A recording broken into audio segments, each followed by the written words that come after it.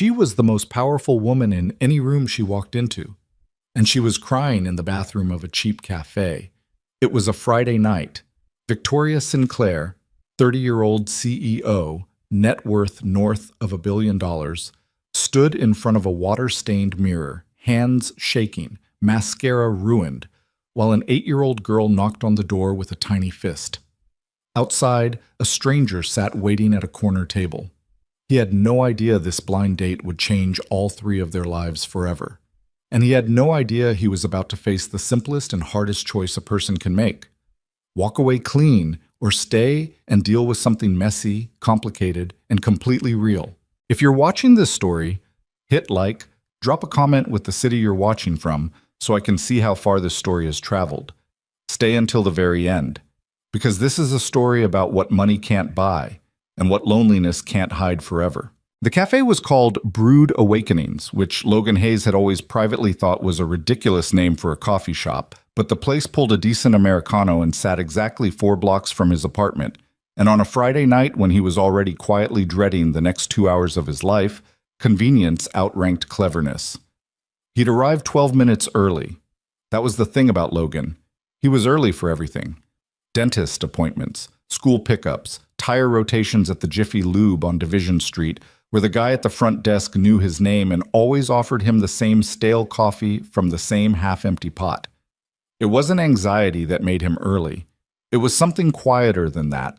He'd learned, slowly and through enough mistakes that he'd stopped counting them, that life had a way of coming apart the moment you stopped paying attention. So he paid attention. He kept things tight. He sat at a corner table near the front window, back to the wall, facing the door. Old habit. He'd picked it up years ago and never dropped it, the same way he'd never dropped his tendency to check the deadbolt twice before bed or keep a flashlight in the kitchen drawer, even though the power hadn't gone out once in the 3 years he'd lived in the apartment. Outside, downtown Spokane moved through its Friday night routine. A couple walked past, arm in arm, the woman laughing at something the man said. A group of guys in Gonzaga hoodies jaywalked across the intersection without looking. A city bus groaned around the corner, mostly empty, its interior lights casting yellow squares on the wet pavement. Logan wrapped both hands around his coffee mug and watched the door. 7:09 p.m. The date was supposed to start at 7. He'd been set up by his cousin Darnell, which was already a warning sign he'd chosen to ignore. Darnell meant well in the way that people who had never experienced real consequences meant well, enthusiastically and without thinking things through. "She's incredible, man," Darnell had said, leaning against the warehouse loading dock 3 weeks ago during a smoke break, though Darnell didn't smoke and Logan hadn't asked him to come outside. Smart, successful, gorgeous. She runs her own company, like actually runs it, not just a title. "I'm not really looking," Logan had said. "You're never looking. That's the problem." "That's not a problem." "Logan." Darnell had looked at him with that specific expression, part pity, part frustration, that people reserve for widowers and men who watch too much television alone. "Emma's been gone 3 years. Logan had stared at the parking lot for a moment. "I know how long she's been gone." "Then go on one date. One. If it's terrible, I'll never mention it again." They both knew that last part was a lie. But Logan had said yes anyway, mostly to make the conversation end, and now here he was, sitting in a cafe he hadn't chosen, waiting for a woman he didn't know, drinking coffee he didn't need at 7:12 in the evening. He pulled out his phone and checked for messages. There were 2. One from his daughter's babysitter, Renata, a retired elementary school teacher who lived 3 floors up and treated Logan with a combination of maternal warmth and mild suspicion that he'd come to find oddly comforting. Lily asked for a second bowl of mac and cheese. I said yes. "Hope that's okay." He typed back, "Of course. Thank you, Renata." The second message was from Darnell. "She's running late. Family thing. Don't leave." Logan read that twice. Then he set the phone face down on the table and looked at the door again. Don't leave. The thing was, leaving would have been easy. He could have finished his coffee, left a reasonable tip, walked back 4 blocks to his apartment, and told Renata he was home early. Lily would already be asleep, or close to it. She was 7 years old and had inherited her mother's talent for falling asleep mid-sentence, head drooping toward her chest like a flower at the end of summer. He could have stood in the doorway of her room for a minute, the way he always did, watching her breathe in the dark, and then gone to sit on the couch and watch something mindless on TV until his own eyes gave out. That would have been the smart play. He ordered another coffee instead. The door opened at 7:26. Logan heard it before he saw it, a burst of cold October air cutting across the warm cafe interior, ruffling the paper napkins in the holder on his table, making the candle in the little glass jar near the window flicker and lean. Then he saw her. She came through the door moving fast, the way people moved when they were simultaneously trying to appear calm and clearly weren't. She was tall, 5'8", maybe 5'9", in a dark coat that probably cost more than Logan's monthly rent, her dark hair loose and slightly wild from the wind outside. She was beautiful in the way that people sometimes are when they're not thinking about being beautiful, not polished, not posed, just vivid. And she was holding the hand of a small girl. The girl was maybe 8 years old, with Victoria's same dark eyes and a serious expression that belonged on someone 3 times her age. She wore a puffy pink jacket and had a small backpack shaped like a turtle on her back. She looked around the cafe with the careful, methodical attention of someone cataloging everything: exits, faces, light sources. And Logan recognized that expression immediately because his daughter Lily did the same thing in unfamiliar places. Victoria spotted him before he could fully process what he was seeing. Their eyes met. She winced. Not dramatically, just a small, honest grimace of a person who knew they were already behind and couldn't make up the ground. She crossed the cafe in about 8 strides, the girl keeping pace beside her without being pulled. "Logan Hayes," she said, stopping at his table. "That's me." "I am so sorry." She said it like she meant it, which was different from how most people said it. There was no performance in it, no expectation of reassurance, just the raw, flat acknowledgement of a person who knew she'd screwed up and wasn't going to dress it up. "I'm Victoria. This is my niece, Sophie." She glanced at the girl. "I had no backup tonight. My sister—" She stopped herself, started over. "There was a situation. I tried to reschedule, but Darnell said you were already here, and I thought maybe—" "Sit down," Logan said. Victoria blinked. "I'm sorry?" "Sit down. You look like you've been running since about noon." He pulled out the chair across from him, then looked at Sophie. "There's a chair right here if you want it." Sophie looked at the chair. Then she looked at Logan. Then, with the gravity of a small judge reaching a verdict, she sat down. Victoria sat down too. She pressed both hands flat on the table, exhaled through her nose, and seemed to collect herself in real time. Some internal recalibration. A person folding away the chaos of the last however many hours and trying to locate the version of herself that knew how to have a normal conversation. Logan watched all of this without comment. "I don't usually show up to first dates with a child," she said. "Seems like a reasonable policy," he said. "I know this is—" She waved her hand vaguely at the situation. "It's fine," he said. "What does she want to drink?"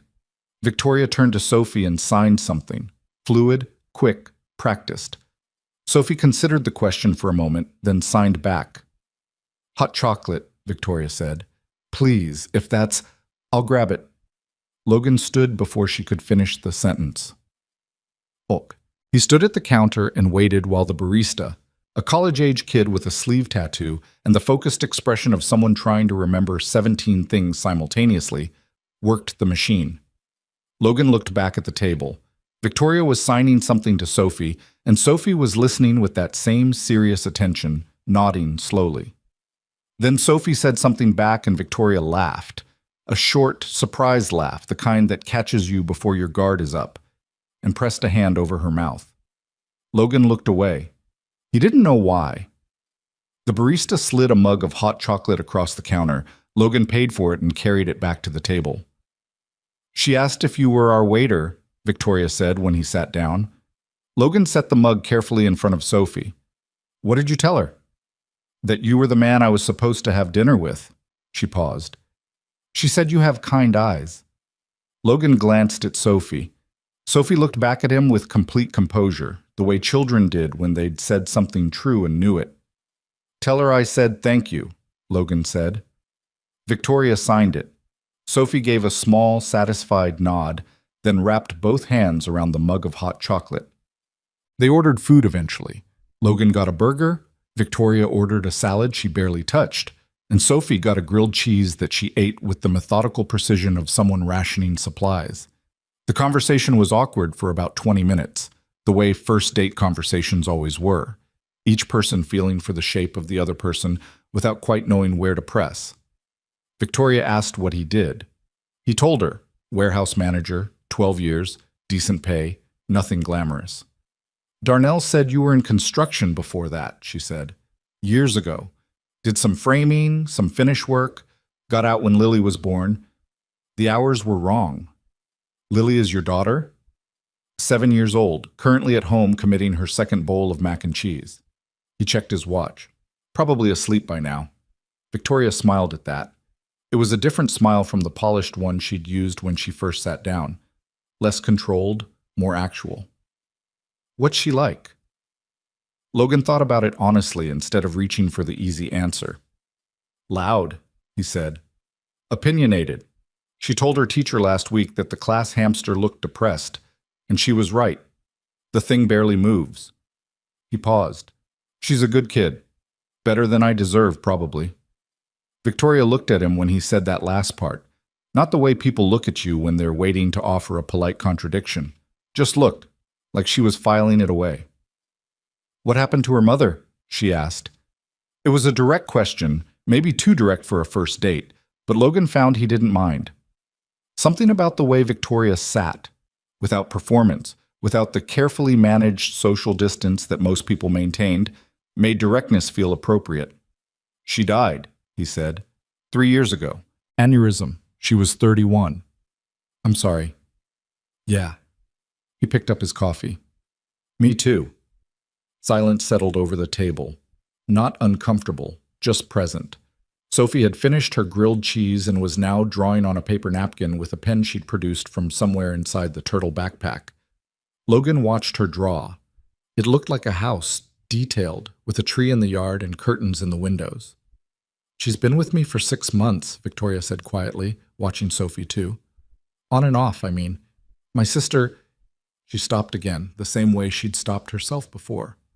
Logan noticed she did that, approached her sister's situation, then pulled back from it, like a person edging toward something that was still too hot to touch. Things have been complicated. You don't have to explain. No, She looked at him. I want to. I just don't know where to start. Start anywhere, he said. We've got time. They closed the cafe. Logan wasn't sure when that became the plan, but at some point the college kids at the counter left. The barista started wiping down tables around them with the pointed efficiency of a person whose shift was ending, and Logan realized they'd been talking for nearly 3 hours. Victoria had talked about her company, a technology firm called Arkville Systems, which developed accessibility software, the kind that made devices usable for people with various disabilities. It had started, she said, because of Sophie. Because Sophie was born deaf, and because when Victoria's sister had refused to learn sign language and refused to pursue any of the tools that might have helped Sophie navigate a hearing world, Victoria had gone looking for solutions herself and found that most of the existing options were inadequate. So you built better ones, Logan said. I hired people who knew how to build better ones, she said. I'm good at finding problems, finding solutions. That takes a different skill set. That's still something. It pays the bill. She said it flatly, without false modesty. It pays a lot of bills. Logan had looked across the table at her, at the exhaustion she hadn't quite managed to hide under the poise, at the way she kept checking Sophie every few minutes, small, involuntary glances, the kind you didn't do consciously, and said, How long have you been doing this alone? Victoria went still. Doing what? She said. All of it. He gestured vaguely. The company. Sophie, your sister. All of it. Alone. She was quiet for a moment. I have employees, assistants, a legal team. That's not what I asked. She looked at him for a long moment. Then she looked down at her coffee, which had gone cold. A long time, she said. Sophie tugged on Victoria's sleeve.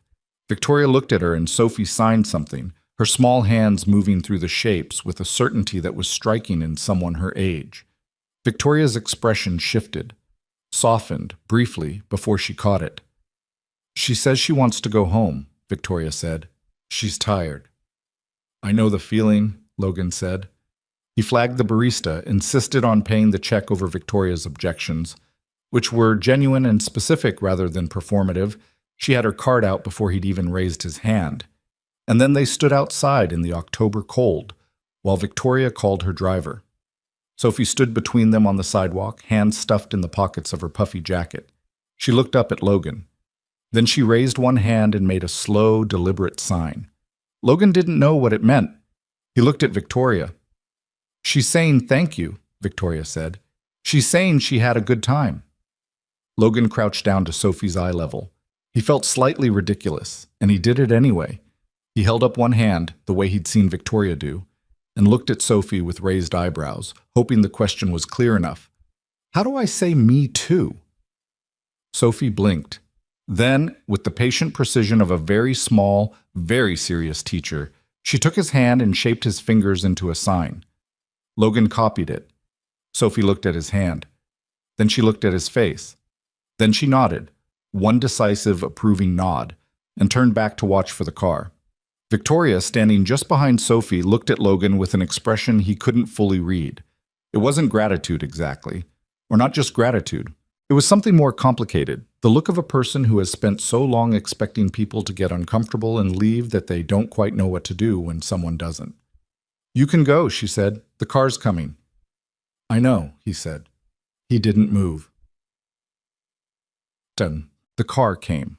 A black Escalade, a driver who stepped out and opened the door without being asked. Victoria guided Sophie inside, making sure the seatbelt clicked. She stood in the open doorway for a moment, one hand on the roof of the car. "Logan." "Yeah." She stopped, tried again. "Tonight wasn't what I planned." "I know." It was still... She seemed to struggle with the next part, and he had the impression that she struggled with this kind of sentence regularly, that plain acknowledgement of good things was a muscle she hadn't used much. "It was good," she said finally. "I don't say that because I'm supposed to." "I know," he said again. She got in the car. The door closed. The Escalade pulled away from the curb. Logan stood on the sidewalk and watched the taillights disappear around the corner. He felt the cold through his jacket. He thought about Lily, almost certainly asleep now, probably with one foot hanging off the edge of the mattress the way she always slept. He thought about the 3 hours that had just passed and how different they'd felt from every other Friday night in recent memory.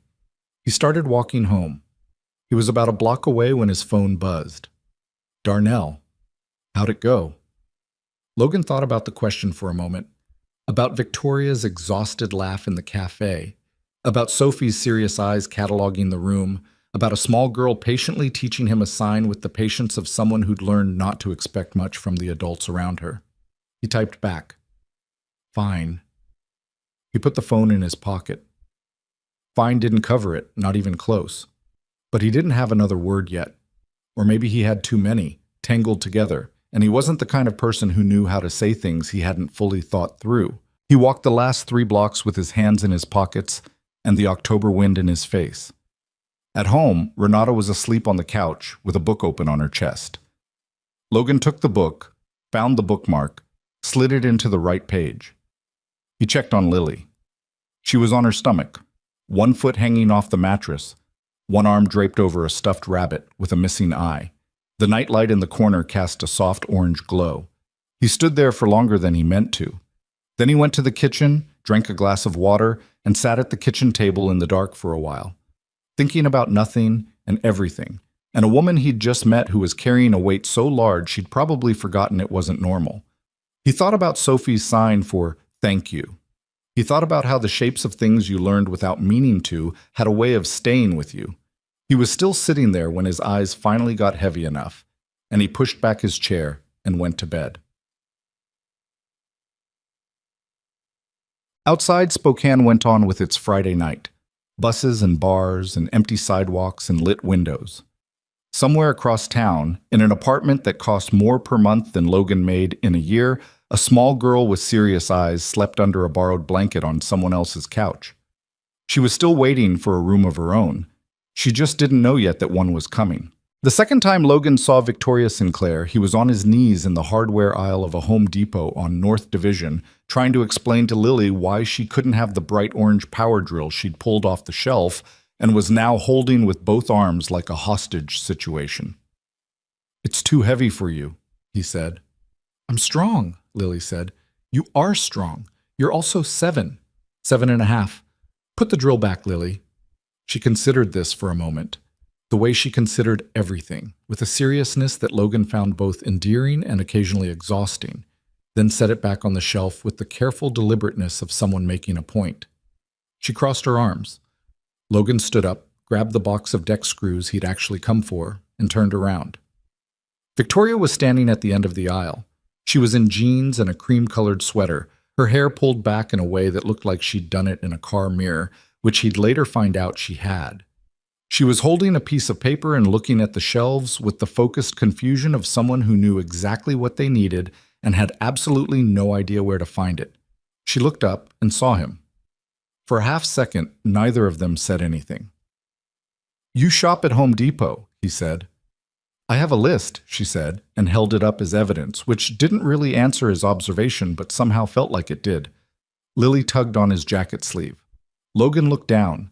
She was staring at Victoria with open curiosity, head tilted slightly, the way she looked at things she was trying to figure out. "Is this your friend?" Lily asked.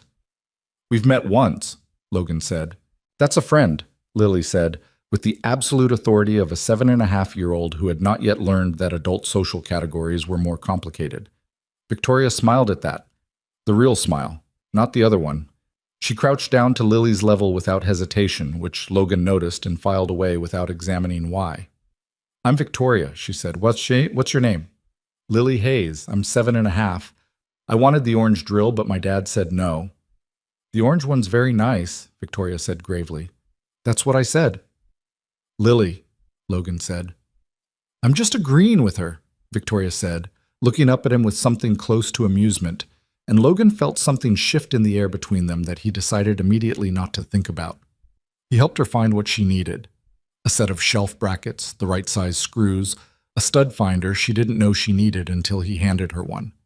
They walked the aisles together with Lily between them, and Lily asked Victoria 17 questions in the span of 20 minutes, with the relentless efficiency of someone conducting an interview. And Victoria answered all of them without deflecting or talking down to her, which was the thing Logan noticed most. Most adults treated children like a pause in the real conversation. Victoria didn't do that. In the parking lot, loading the shelf brackets into the back of Victoria's car, a dark gray SUV, not the Escalade, something smaller and less conspicuous, Lily announced that she liked Victoria and then climbed into Logan's truck before anyone could respond to that. Victoria looked at the truck door that had just swung shut. Then she looked at Logan. "She's something," she said. "Yeah," he said. "She really is." There was a moment where something could have been said and wasn't. Logan picked up the last bag and handed it to her. "Thank you," she said, "for the stud finder." "Walls are full of surprises," he said. "Better to know where the studs are." She laughed at that, a short, genuine sound, and then got in her car, and Logan stood in the Home Depot parking lot watching her pull out and felt Lily press her face against the truck window behind him. He turned around. Lily was giving him a look he recognized. It was Emma's look, the one that meant she'd noticed something and was waiting to see if he'd catch up. He got in the truck. "She's pretty," Lily said. "Put your seatbelt on," Logan said. "It is on," Lily said, which it was. "She's pretty." "I heard you the first time." "You didn't say anything." "Seatbelt," he said, which was pointless since it was already on, and they both knew it. He started the engine. A set. They started seeing each other, carefully, slowly, the way people did when they'd both been through enough to know that momentum was a dangerous thing to build too fast. No formal declarations, no conversations about what it was or wasn't. Just coffee that turned into lunch that turned into a Saturday afternoon at Riverfront Park with Lily and Sophie. The two girls navigating each other with the cautious, evaluating attention of cats in a new house. Sophie was serious. Lily was loud. Within 40 minutes, they were running across the grass together, Lily doing most of the talking while Sophie watched her with that still, assessing expression, occasionally signing something to Victoria that made Victoria laugh. "What did she say?" Logan asked. "She said your daughter talks enough for both of them," Victoria said. "She's not wrong." They sat on a bench while the girls ran. The afternoon was one of those Pacific Northwest fall days that couldn't decide what it wanted to be. The sun came out, then clouds moved in, then the sun broke through again. Logan had brought coffee in a thermos because Victoria had mentioned once, passing, that she never had time to finish a hot drink before it went cold, and he'd remembered that without meaning to. He poured her a cup. She wrapped both hands around it and looked at him. "You remembered," she said. Remembered what? She didn't push it. She drank the coffee. That was one of the things about her. He was learning. She noticed things. She noticed when people were performing helpfulness versus when they were actually paying attention. She noticed the difference between someone trying to impress her and someone just doing what occurred to them to do. And she didn't make a big deal of either thing, just quietly registered it, the way a person who'd spent years surrounded by people who wanted something from her had learned to track the difference between noise and signal. What Logan was learning, slowly, was that Victoria Sinclair had spent most of her adult life being impressive and useful and capable, and almost no time at all being known. He got glimpses of it in the things she said offhand without thinking, the way she mentioned her company, the way other people mentioned a chronic illness, something they managed rather than enjoyed. The way she talked about Sophie with a fierce, unqualified love that existed in sharp contrast to the careful, measured way she talked about almost everything else. The way she always had her phone in her hand, not from vanity or habit, but because her sister might call. And when her sister called, it was rarely for a reason that could wait. Her sister's name was Renata. Logan learned this on their third or fourth time together, when Victoria's phone rang mid-lunch and she looked at the screen and something in her face went tight. She excused herself. Logan sat with both girls and finished his sandwich and listened to the muffled edges of a conversation happening just outside the restaurant window. He couldn't make out words. He could make out the tone, patient, careful, the voice of someone managing a situation rather than having a conversation. The voice of a person who'd had this specific conversation many times before. She came back in after about 8 minutes. She sat down. She picked up her fork. "Sorry," she said. "Don't be," Logan said. Sophie, across the table, was watching Victoria with quiet attention. Victoria signed something brief to her, something that read, to Logan's still-developing eye, like everything's fine. Sophie held her aunt's gaze for a moment longer than that reassurance seemed to warrant, and then looked back at her plate. Even at 8 years old, Sophie knew when everything was fine was a management statement and not a fact. Logan started learning sign language 3 weeks after the park. He didn't mention it to Victoria. He didn't frame it as a decision or an intention. He just downloaded an app on his phone and watched videos on YouTube at night after Lily was asleep, sitting at the kitchen table with the volume low, practicing the shapes of words with his hands in the quiet of a house that was otherwise very quiet. He was not good at it. He had a warehouse manager's hands, wide, a little rough, more accustomed to gripping things than to the fluid, expressive precision that sign language required. The letters were manageable. The words were harder. His F looked like his E. His R and U were nearly identical. He practiced anyway. The first time he used it with Sophie was on a Tuesday evening in mid-November, when he'd stopped by Victoria's apartment to drop off a bookshelf bracket he'd noticed was loose during a previous visit. He'd come back with the right screwdriver and the right screw, which took him approximately 4 minutes to fix, and which Victoria had looked at with an expression that suggested she'd been meaning to deal with that for 6 weeks. Sophie had been in the living room, sitting cross-legged on the couch with a sketchbook, drawing. Victoria was in the kitchen on a call. Logan stood in the doorway of the living room. Sophie looked up at him. He thought about it for a second. Then he raised his hands and signed, slowly and imperfectly. "Nice drawing." Sophie stared at him. Then she looked at his hands, then at his face. Then she signed back, crisp and quick, and Logan only caught about half of it. Something about the drawing being a house, and something else about the trees. "Slower," he said. Then he caught himself and repeated it in sign, which he was reasonably sure he'd done correctly. Sophie looked at him for a long moment with that judge's expression. Then she signed again, slower this time, and waited. He caught, "House with a yard. I want one." He thought about how to answer that. He signed carefully. Good wish. It wasn't right. He knew as soon as he did it that it was probably closer to nice thought than what he meant. But Sophie seemed to understand him anyway.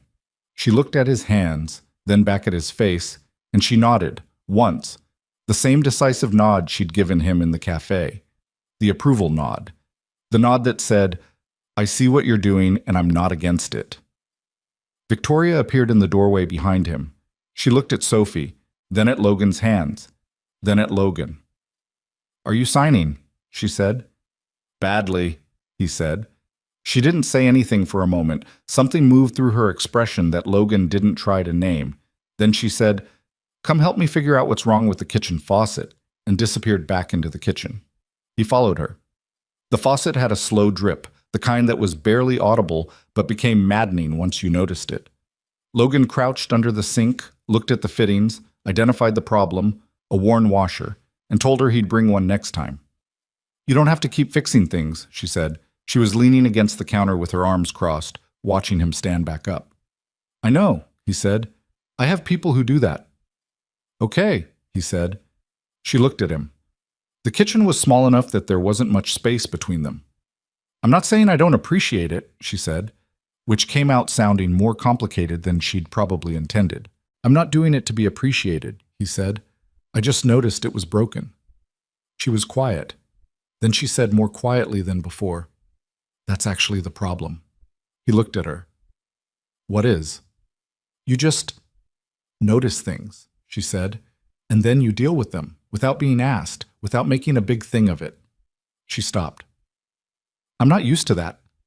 Logan leaned back against the opposite counter. They were maybe 4 feet apart in the narrow kitchen. "Used to people not noticing?" "Used to people noticing for a reason," she said. "There's usually a reason. They want something, or they want to be seen being helpful, or—" She exhaled. "Sorry, that's not fair to say. It's probably accurate, though." She looked at him sharply. "I'm not saying you I know what you're saying," he said. "And you're not wrong that people do that. I'm just saying I noticed the bracket because the bracket's loose. I fixed the faucet because the faucet drips." He paused. "That's it." She held his gaze for a moment. Then she looked at the ceiling briefly, the way people did when they were trying to keep themselves together without being visibly obvious about it. "Okay," she said. "Okay," he said. Neither of them moved. In the living room, they could hear Sophie's pencil moving across the sketchbook paper. That small, scratching sound.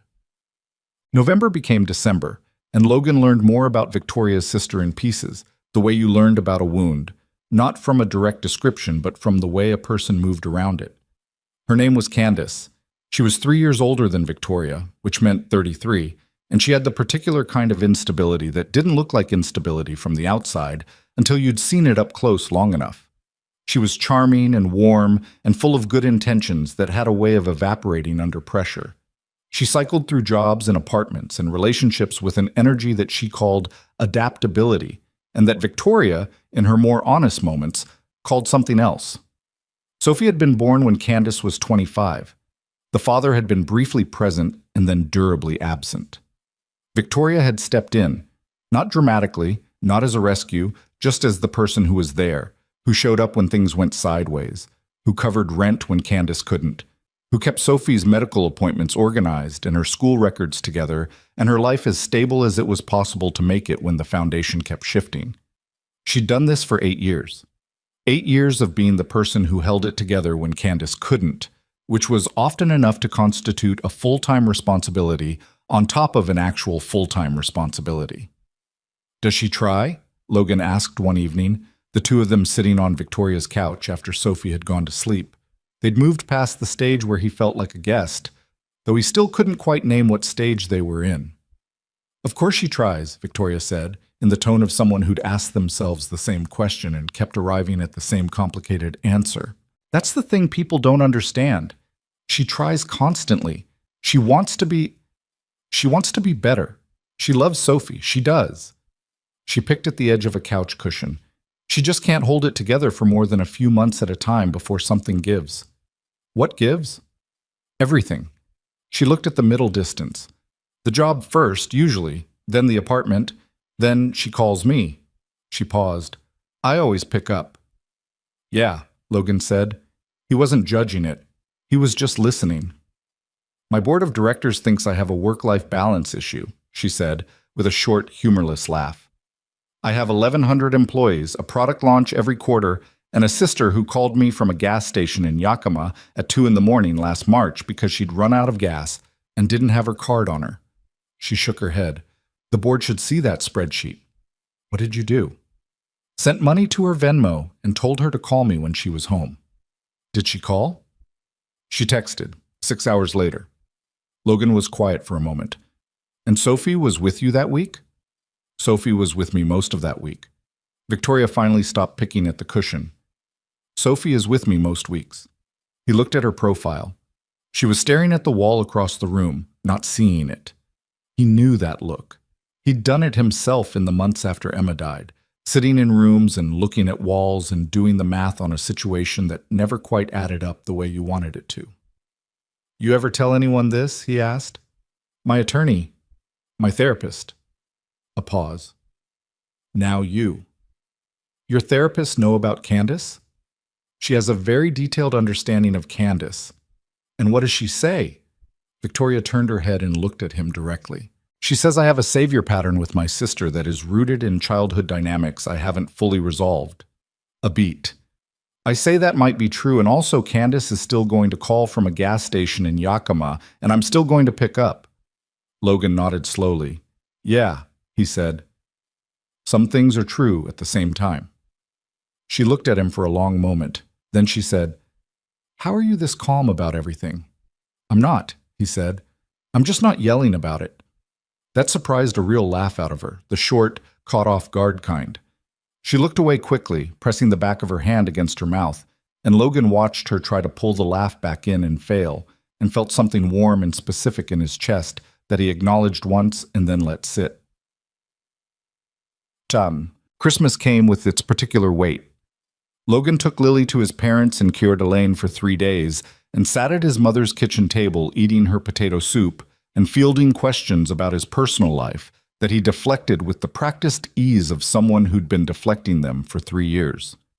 His father clapped him on the shoulder and said he looked better, which Logan took as a data point rather than a verdict. Victoria spent Christmas in a hotel in Portland, where Candace was living at the time, because Candace had been struggling and Sophie had wanted to see her mother, and Victoria had decided that a neutral location was safer than either apartment. She texted Logan a photo on Christmas afternoon.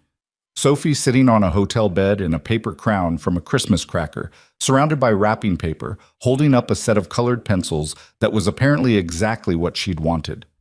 Logan looked at that photo for a while. Then he texted back, She looks happy. Victoria replied, She is. Today she is. He understood the specificity of that. Today. Not always. Not forever. Today. He sent back a photo of Lily asleep under his parents' Christmas tree with a bow stuck to her forehead, which she'd put there herself and then fallen asleep, because Lily contained multitudes. Victoria sent back 3 laughing emojis, which was the most emoji he'd ever seen her use, and he took that as a good sign. January was when things got harder. Logan noticed it first in small things. Victoria taking longer to respond to texts, canceling plans twice in 1 week, not dramatically, not with elaborate excuses, just a brief message that said something had come up and she was sorry. When he saw her, she was present but running on a visible deficit, the way people looked when they hadn't been sleeping properly, when the maintenance tasks of simply getting through the day were consuming most of the available fuel. He didn't push. He showed up when she said it was okay to show up, and when she canceled, he said that was fine, and it was fine, and he waited. The 3rd cancellation was on a Saturday morning, and this time Victoria called instead of texting, which he'd learned meant the situation was more than routine. I can't do lunch today, she said. Candace's landlord called. There's apparently been a noise complaint situation, and I have to go deal with it. Do you want company? Logan asked. Silence. What? She said. Do you want someone to come with you, or I can watch Sophie if you don't want to bring her? Another silence, longer. Sophie's with Candace right now, she said carefully. That's part of why I have to go. Okay, he said. Then I'll come. Logan, I'm not going to get in the way, he said. I'll sit in the car if you want. I just thought you might not want to do it alone. The line was quiet for long enough that he wasn't sure she was still there. Then, I've been doing it alone for 8 years. I know, he said. That wasn't a criticism. Another pause. When she spoke again, her voice was slightly different, flatter, more careful. Why are you doing this? Because you told me about the gas station in Yakima, he said, and the hotel in Portland, and the morning in March when Candace called at 2 a.m. and you picked up. He paused. People who do all that shouldn't always have to do it alone. The silence on her end lasted long enough this time that Logan looked at his phone to make sure the call hadn't dropped. Text me the address, she said finally. Her voice was tight in a way that might have been controlled emotion and might have been something else. Don't park directly in front. The landlord is already tense. He got the address. He drove to a building on the east side of town where Candace was renting a studio apartment, and he parked half a block down the way Victoria had asked, and he sat in his truck for the better part of 2 hours while Victoria went inside. He brought coffee from a drive-thru. He watched 2 pigeons argue over a piece of bread on the sidewalk. He texted Renata to let her know he'd be late picking up Lily. He didn't check the time obsessively. He waited the way he knew how to wait, present, patient, without building a narrative around what might be happening inside that building, because building narratives about things you couldn't see was a fast road to anxiety, and he'd learned that lesson the hard way. Victoria came out with Sophie at her side. Sophie was wearing her turtle backpack. Her face was composed, but there was something in her posture, a held quality, a careful stillness, that Logan recognized from children who had learned to be still in situations where stillness was the safest option. Victoria opened the back door of her SUV, and Sophie climbed in without being asked, buckled her seatbelt without being asked, and stared out the window. Victoria stood by the open front door and looked across the street at Logan's truck. He got out. She walked over to him. She looked frankly like she'd been through something, not devastated. She was too contained for devastated, but worn in a specific way, the way a material wore when it had been under stress for a long time. Candace is losing the apartment, she said. Her voice was steady. She has 30 days. She's agreed to go into a residential program. A pause. She's agreed before. Okay, Logan said. Sophie needs to come with me, indefinitely. Okay. She looked at him. I have to go talk to my attorney Monday morning. I have a board meeting Tuesday. I have a product demo Thursday for a client in Seattle, and I can't push it because we've pushed it twice. She rubbed a hand across her forehead. Sophie's school is near my apartment, at least, so the commute. She stopped. I don't know why I'm telling you this. Because you needed to say it out loud, he said. She looked at him for a moment, then she looked at the truck. Then at him again.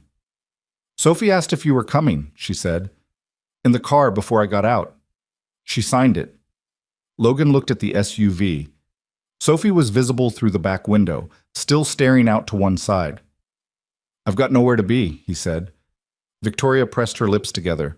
She nodded, once, in the same way Sophie nodded.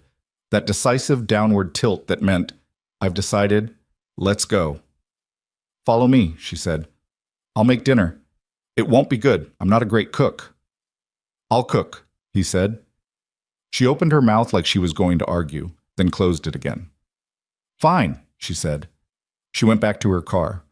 Logan got in his truck. In the SUV, visible through 2 layers of glass and 30 feet of cold January air, Sophie turned and looked directly at Logan's truck. She raised one hand, a small, deliberate movement, and made a sign he recognized. Thank you. He raised his hand back, made the same sign which he was getting better at, slow but steadier than before. She turned back to face forward. He started the truck. Done. The evening was imperfect in the way that real evenings were imperfect. Logan made pasta with what was in Victoria's pantry. Not much, but enough. A jar of marinara that had been opened once and a half empty box of penne and some parmesan that had seen better days. Sophie sat at the kitchen island and did her homework while he cooked, and Victoria sat across from her daughter's aged niece and went through emails on her laptop with the focus of someone trying to compress a 12-hour workday into 90 minutes. At some point, Lily called Logan's cell phone from Renata's apartment. He put her on speaker while he stirred the pasta, and Lily and Sophie communicated through an elaborate combination of Lily talking and Logan signing Lily's words to Sophie, and Sophie signing back and Logan translating, which was imperfect and slow and produced several translation errors that Sophie corrected with a look that was approximately 40% exasperation and 60% patience. Victoria had stopped pretending to work.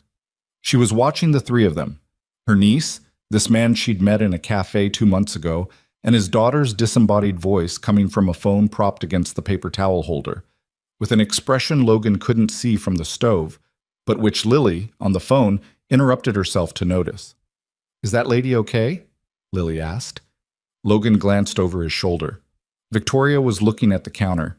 She pressed her fingers briefly against her eyes. "She's fine," Logan said. "She's having a hard day." "She should eat pasta," Lily said. "Pasta fixes hard days." Sophie, who had caught enough of this to understand, turned to Victoria and signed something. Victoria laughed. That surprised, helpless laugh. The one that came from somewhere she didn't have full control over.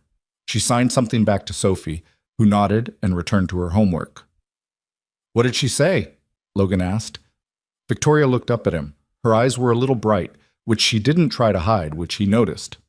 "She said Lily is right," Victoria said, "and that you should put more salt in the water." Logan looked at the pot. "It's fine," he said. "More salt," Sophie signed at him, without looking up from her homework. He put more salt in the water. The pasta was, in the end, better for it.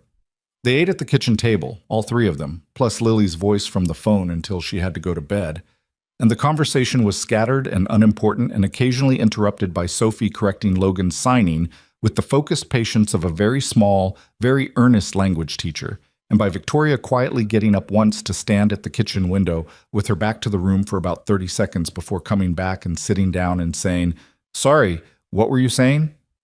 "Nothing important," Logan said. She looked at him. "Thank you for coming today," she said. "You didn't have to." "I know," he said. She nodded. She looked at her pasta. She said quietly, "I'm glad you did." Sophie, across the table, signed something small in private that she didn't appear to be directing at anyone in particular. Logan caught it anyway. He was getting better at that, at seeing the edges of a signed conversation even when it wasn't meant for him. He was pretty sure it was. Me too. He didn't say anything. He refilled the water glasses. Outside, Spokane moved through another January night, cold and gray and specific, the way the city always was in winter, bare branches and lit windows and the sound of traffic on the bridge 2 blocks over. Inside, a woman who carried everyone sat at a kitchen table with someone who had finally, quietly, decided to help carry it. She didn't know yet what that would cost either of them.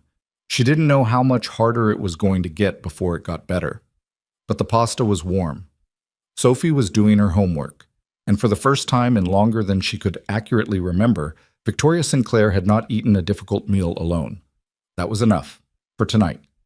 It had to be. The text arrived on a Wednesday morning at 6:47 a.m., while Victoria was in the middle of a conference call with her engineering team in Seattle, and Sophie was eating cereal at the kitchen island, and the coffee in Victoria's mug had already gone cold. Her phone lit up on the counter. She saw Candace's name and told herself she'd look at it after the call. She lasted 4 minutes before she picked it up. "Can you keep Sophie for a while? Things got complicated with the program. I'll explain later. Love you both." Victoria read it twice. Then she set the phone face down on the counter.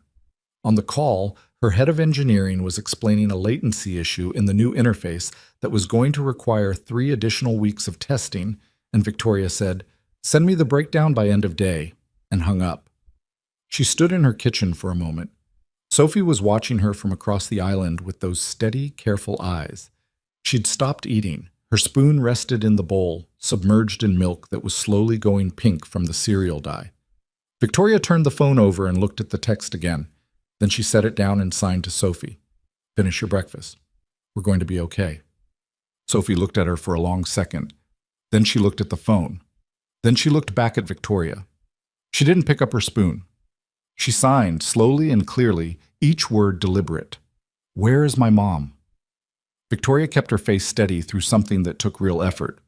"I don't know yet," she signed. "I'm going to find out." Sophie held her gaze for another moment, then looked back at her cereal. She picked up the spoon. She ate without any particular appetite, mechanically, a child performing the task of eating because the adult in the room needed her to, and both of them knew it, and neither of them said so. Victoria called Candace's number. It rang 7 times and went to voicemail. She called the residential program. They told her, carefully and with the specific neutrality of people trained to deliver this type of information, that Candace had left voluntarily on Monday evening and had not returned. They had no forwarding information. They were sorry. Victoria thanked them. She hung up. She called her attorney. Logan got the call at 7:30, standing in the warehouse parking lot before his shift started, watching his breath make small clouds in the February air. "She's gone," Victoria said. No preamble. He'd learned that about her. When things were truly bad, she stripped the language down to the bone. Candace left the program. "I don't know where she is. I have Sophie. She's safe. She's here. But A pause. A sound he almost didn't catch, small and tightly controlled. "I have to file for emergency temporary guardianship, and I have a board meeting at 9, and Sophie's school called yesterday about a conflict with another student that I haven't even dealt with yet, and I—" "Okay," Logan said. "I don't know where Candace is, Logan." "I know. She could be anywhere. She could be— I don't know. I don't know if she's—" She stopped. He understood what she couldn't finish. He let the silence hold for a second, because some thoughts needed a moment of space before you could move past them. "Candace is stubborn, and she knows how to land on her feet," he said. "That's been the consistent fact for 33 years. A breath. "That's not comforting." "I know, but it's true." He switched his phone to the other hand. "What does Sophie know?" "That her mom needed to change plans. I didn't tell her Candace left the program. I can't tell her that on a Wednesday morning before school." "That's right," he said. "That's exactly right. My attorney says the guardianship filing can go through within a week if Candace's absence is documented. Which is... Another pause. "I'm not trying to take her away from Candace. I want that on record." "I know that," Logan said. "Sophie knows that too, even if she can't say it." Silence on the line. Outside the warehouse, a forklift started up somewhere inside, the low diesel rumble traveling through the walls. Logan looked at the strip of gray February sky above the building and thought about what the next week was going to look like for a woman who was already running at capacity. "I'll pick Sophie up from school today," he said. "I'll take her to my place. She and Lily can do homework together. You deal with the attorney and the board and whatever else is on fire. I'll bring Sophie back by 7. "Logan, I know you're going to say I don't have to." "You don't have to." "I know." He kicked a small piece of gravel off the curb. "I'll be there at 3:15. A longer pause this time. "She'll want to see you," Victoria said, which was the closest she'd come to saying she wanted to see him too, and he took it for what it was. "I'll be there," he said again. "Go deal with your meeting." Jesse. He picked Sophie up at 3:15 exactly, standing at the school gate with his hands in his jacket pockets, scanning the stream of kids coming through the double doors. He spotted her before she spotted him. The turtle backpack, the careful way she moved through crowds, giving people slightly more space than necessary in the way of a child who'd learned not to be surprised from behind. She saw him and stopped. For a moment she just stood there in the flow of kids moving around her, looking at him with an expression he couldn't immediately read. Then she walked toward him, and when she reached him, she didn't sign anything. She just stood close, which for Sophie was the equivalent of a hug. Logan put a hand briefly on her shoulder. "Hey, kid," he said, and signed it at the same time. His sign language now competent enough to hold a real conversation, even if it still wasn't fluid. Sophie looked up at him. She signed, "Is my mom okay?" He'd thought about this on the drive over. He'd thought about what to say and how to say it, and whether to soften it, and had concluded that Sophie was not a child who benefited from softening. She had the eyes of someone who had absorbed too many cushioned half-truths over her 8 years. "We don't know yet," he signed. "Victoria is working on finding out." "That's true." Sophie looked at his hands, then at his face. Then she nodded, the same nod, the deciding nod, the one that meant she'd registered the information and was choosing, consciously, to keep moving. She signed, "Okay. Does Lily know I'm coming?" "I texted her," he signed, which wasn't entirely accurate since he'd texted Renata, but the result was the same. "She's been asking about you all week." That wasn't an exaggeration. Lily had asked about Sophie 4 separate times since Sunday, most recently at breakfast that morning when she'd inquired through a mouthful of toast whether Sophie had learned any new signs and whether Sophie might want to teach her some because, as Lily explained it, knowing sign language was basically a superpower. Sophie almost smiled, not quite, but close. The corners of her mouth moved, which in her expressive register was significant. They walked to the truck together. Logan opened the passenger door and Sophie climbed up without assistance, settled the turtle backpack on her lap, and looked out the windshield with a composure that made Logan's chest tight in a specific, familiar way. He recognized it, the composure of someone who was holding themselves together because falling apart wasn't an option, and who was so practiced at it that they could do it on autopilot. He'd worn that same face for about 14 months after Emma died. He got in, started the engine, and pulled into traffic. After a minute, Sophie tapped his arm. He glanced over. She signed, "Thank you for coming." "Of course," he signed back, keeping his eyes mostly on the road. "That's what I'm here for." She looked out the window. He drove. At his apartment, Lily met them at the door in her socks, skidding on the hardwood in a way that Renata called dangerous, and Logan called physics. And she grabbed Sophie's hand and pulled her immediately toward her room to show her something she'd been working on. A drawing, Logan gathered from the one-sided monologue, of a horse with wings that she'd been calling Starbolt, and which had evolved substantially since the previous version. Renata stood in the hallway looking at Logan with that combination of warmth and assessment he'd grown accustomed to. "The little one's quiet," Renata said, in the careful tone she reserved for observations she wasn't sure she should be making. "Hard week," Logan said. "Her mother again?" He looked at her. "I'm not prying," Renata said. I notice things. Same as you." She crossed her arms. "She's a good kid. Solid. Kids who are solid like that, it usually means they've had to be." "Yeah," he said. "I know." Renata patted his arm and went to put the kettle on. Logan stood in the hallway and listened to Lily's voice from the bedroom, explaining at considerable length the mythology of Starbolt, and Sophie's occasional responses. He could hear the rhythm of Lily's speech adjusting without her consciously knowing it, slowing slightly and adding gestures, which was Lily's instinctive accommodation and which Logan hadn't taught her, and which moved him more than he could have explained. He called the warehouse, let his supervisor know he had a family situation and would be in tomorrow. His supervisor, a pragmatic man named Garrett, who had 3 kids of his own and a functional understanding of the difference between an emergency and an inconvenience, said fine and hung up. Then Logan sat at his kitchen table and opened his laptop and spent 45 minutes reading about emergency temporary guardianship in Washington state, not because Victoria needed his help navigating it, she had an attorney for that, but because he wanted to understand what she was walking into, what the timeline looked like, what the requirements were, what the points of friction would be.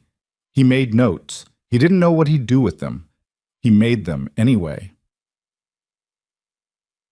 Victoria arrived at 7:12, which Logan noticed was 12 minutes past when she'd said 7, and which meant something had run over.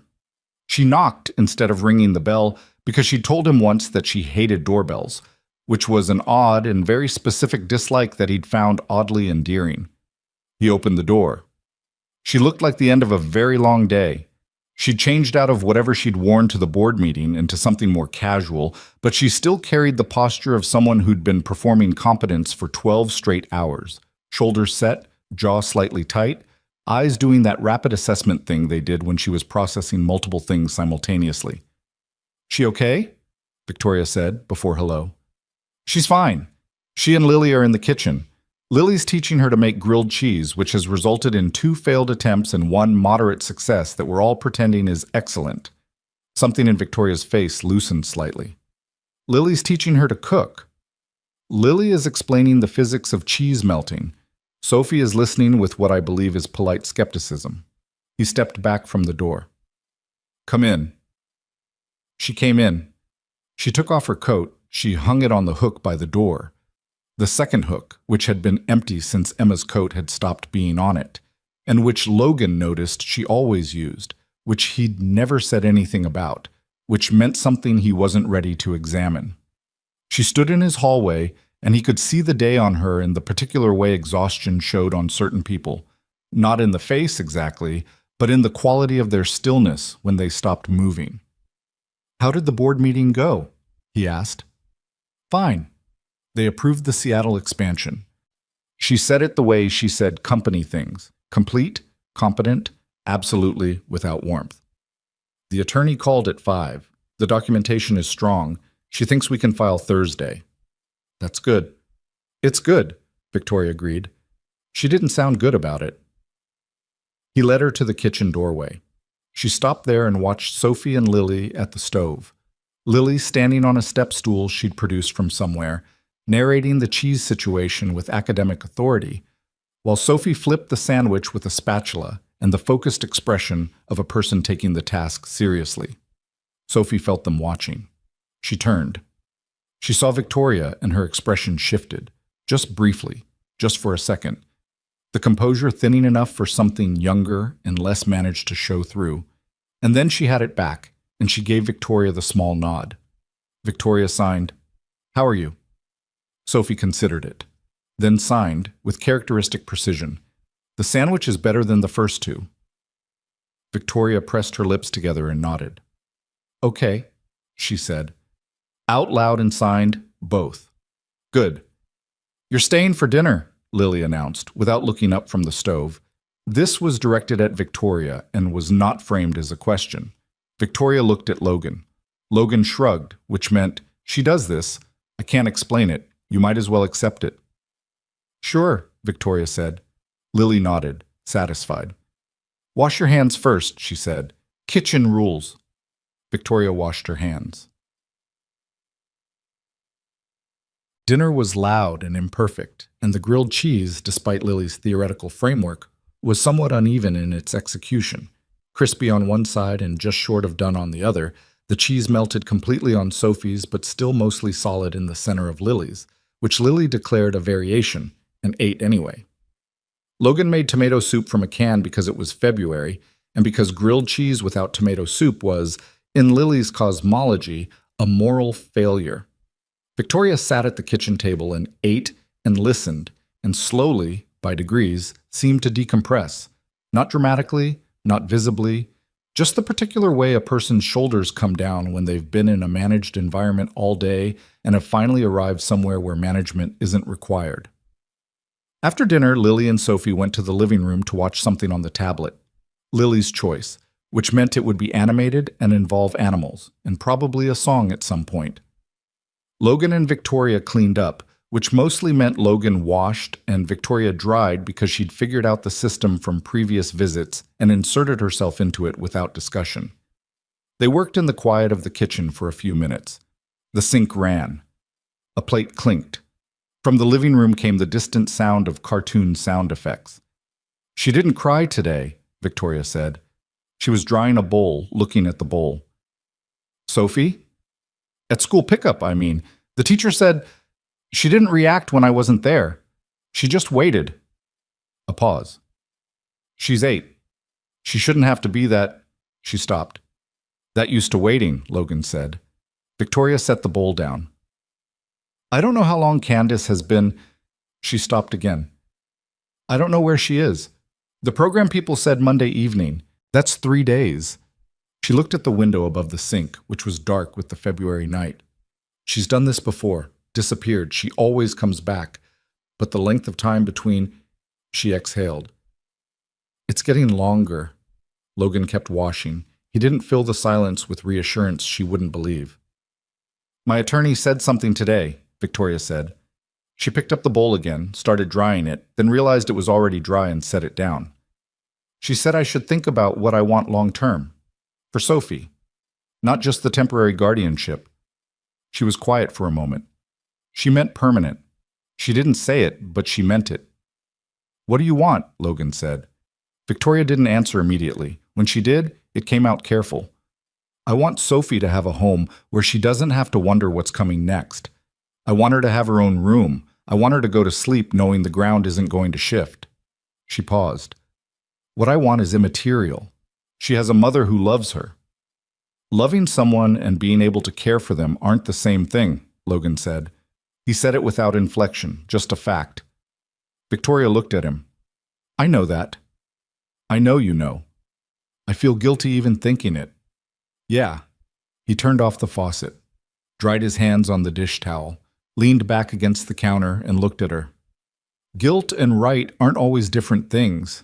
Sometimes you feel guilty because doing right by someone means admitting that another person you love can't do what needs doing. He paused. That's just a hard thing to feel. She looked at him for a long moment. She had the expression she got sometimes when something landed differently than she'd braced for. Not softness exactly, more like a momentary gap in the armor, quickly closed. How do you know things like that? She said. I had a wife who was dying and a 4-year-old who needed me to hold it together, he said.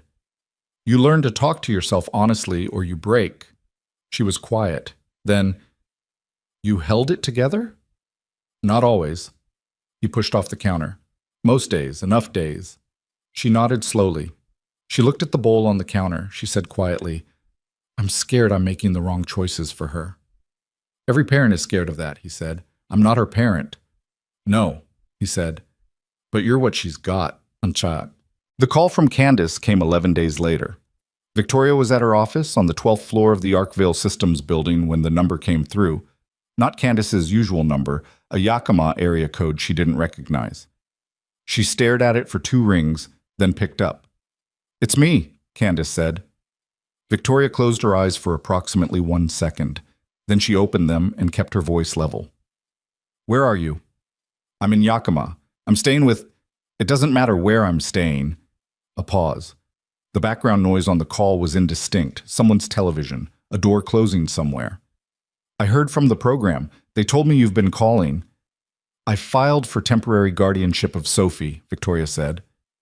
My attorney should have contacted you. Silence.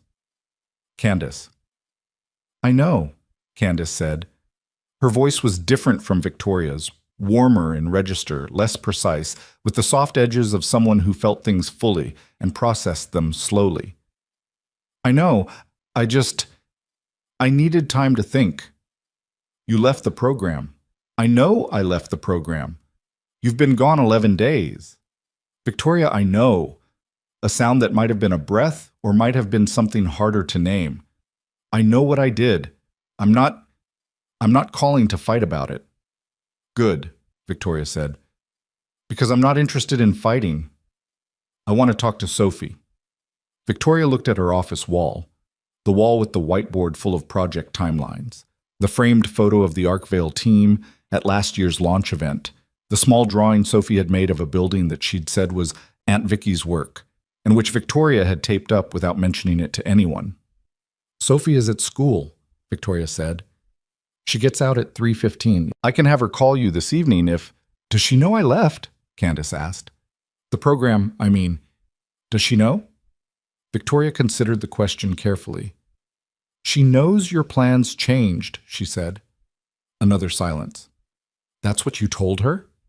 That's what was true in a way she could hold. She's 8, Victoria. She understands more than... I know exactly how much she understands, Victoria said. The words came out with more edge than she'd intended, and she took a breath and adjusted. She's okay, Candace. She's safe. She's doing well at school. She learned to make grilled cheese last week. A pause. She asks about you? A longer silence on the other end. What does she ask? If you're okay. Victoria kept her voice even. Every couple of days. She asks in a way that makes it clear she's not looking for a complicated answer. She just wants to know you're alive. Candace made a sound that Victoria recognized, the sound of something cracking a little, something Candace had been holding together with effort. "I love her," Candace said, not defensively, just plainly. "I know you do," Victoria said. "I have never once doubted that. But you filed anyway. Because loving her isn't enough if she doesn't have a stable address and an adult who can be there consistently." Victoria stood up from her desk and walked to the window. 12 floors below, downtown Spokane moved through a gray February afternoon. "I'm not trying to erase you from her life. I'm trying to make sure she has a life to be part of." Candace was quiet for a long time, long enough that Victoria checked the call display to confirm she was still there. "I'm going to find another program," Candace said finally. "A different one. Outpatient this time. There's one in Yakima that—" "Okay," Victoria said. "I'm serious." "I know you're serious." She kept the skepticism out of her voice. She'd learned to do this, to receive Candace's intentions at face value, because dismissing them immediately only made Candace defensive and produced nothing useful. "Will you send me the information, the program details?" A pause. "Yeah," Candace said. "Okay." "And Candace." Victoria looked at her own reflection in the office window, composed, professional, tired. "Call Sophie tonight, not to explain yourself, just to tell her you love her and you're okay. That's all she needs right now." A beat. "You know what she needs better than her own mother?" "Right now?" Victoria said quietly. "Yeah, I do." The silence after that was different from the other silences. Not angry, exactly, more like the silence of a person absorbing something they didn't want to be true. "Okay," Candace said very quietly. "Okay," Victoria said. That. She called Logan from the parking garage on her way out at 6 p.m. "Candace called," she said. "How was it?" "She's alive. She's in Yakima. She's talking about an outpatient program." Victoria unlocked her car. "Same as before, more or less. Different location." "Did she ask about Sophie?" "First thing." Victoria got in, didn't start the engine yet, sat with the phone against her ear in the concrete quiet of the garage. "She's calling Sophie tonight. How do you feel about that?" She thought about it honestly. "Relieved she called? Tired in a way I don't have a word for."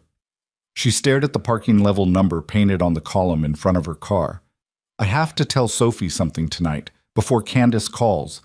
She needs to hear it from me first, not from her mother." "Tell her what?" "That her mom needed time, that she's okay, that she loves her." A pause. "And that Sophie's room, Sophie's home, isn't going anywhere." "Sophie doesn't have a room," Logan said carefully. Victoria was quiet. "I know," she said. "She sleeps on the couch."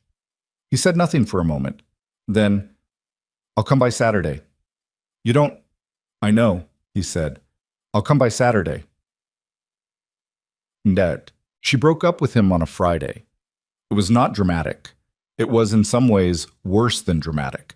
It was quiet and considered and real in the way that only the hardest decisions were real. They were standing in her kitchen, the one where he'd fixed the faucet washer twice now, the one where Sophie had corrected his salt-to-water ratio with the authority of a small chef, and Victoria had her back against the counter and her arms crossed, and she looked like she had when she'd come to that first dinner at his apartment, structured and composed, and running on something close to empty underneath. "I can't do this right now," she said. Logan looked at her. He didn't say anything. "The guardianship hearing is in 3 weeks. Candace's attorney is now suggesting a counterfiling, which means my attorney is—" She stopped. "I have a board vote on the Seattle expansion next month. I have Sophie. I have—" She pressed a hand briefly to her forehead. "I have no room." "For what?" he said. "For this." She gestured between them, which was as close as she came to naming it. "For worrying about whether I said the right thing to you, or whether we're okay, or whether—" She exhaled. "I'm not— This isn't about you doing anything wrong. You've done everything right. That's almost part of the problem." "That doesn't make sense," he said, not angrily, just observationally. "I know it doesn't make sense." She looked at him with the directness she always had. The thing that he'd come to understand was not coldness, but its opposite. The thing a person did when they respected you enough not to be dishonest. When everything goes sideways, I revert. I cut things down to what's essential. It's how I survived building this company. It's how I survived Candace. She paused. It's a bad habit. I know it's a bad habit, but right now I can't afford to need someone, he said. She held his gaze. Yes. He looked at the counter, at the tile, at his own hands. He thought about Emma, about the way grief had taught him to recognize the look of a person protecting themselves because they'd run out of other options. It wasn't a look he could argue with. He'd worn it himself. Okay, he said. I'm not asking you to wait, she said. I don't have the right to ask that. I know, he said. She looked at him. Something moved through her face that she didn't try to control. The armor slipping for a second, something that was not composure showing through. I'm sorry, she said. Don't be, he said. I'm not. He picked up his jacket from the back of the chair. Sophie still needs her room. Victoria blinked. What? You said she needs a room, not the couch. He put his jacket on. That's still true, whether you and I are whatever we are or not. He looked at her. I'll come Saturday and look at the space. We'll figure out what we need. Logan? You can tell me no, he said, if you want to. She didn't say no. She stood with her arms crossed and her jaw set and her eyes doing that thing they did when she was holding more than she was showing, and she said nothing for a long moment. Then she said, Saturday is fine. He nodded. He walked to the door. He put his hand on it and then stopped and turned back because there was one thing he needed to say, and he was going to say it once and then leave it alone. For what it's worth, he said, needing someone isn't the same as losing control. You didn't lose anything by letting me bring Sophie home from school, or by eating dinner at my table, or by calling me from the parking garage. He looked at her. You're still standing. You still held everything together. You did all of that and still let someone else carry a little of it. He paused. That's not weakness.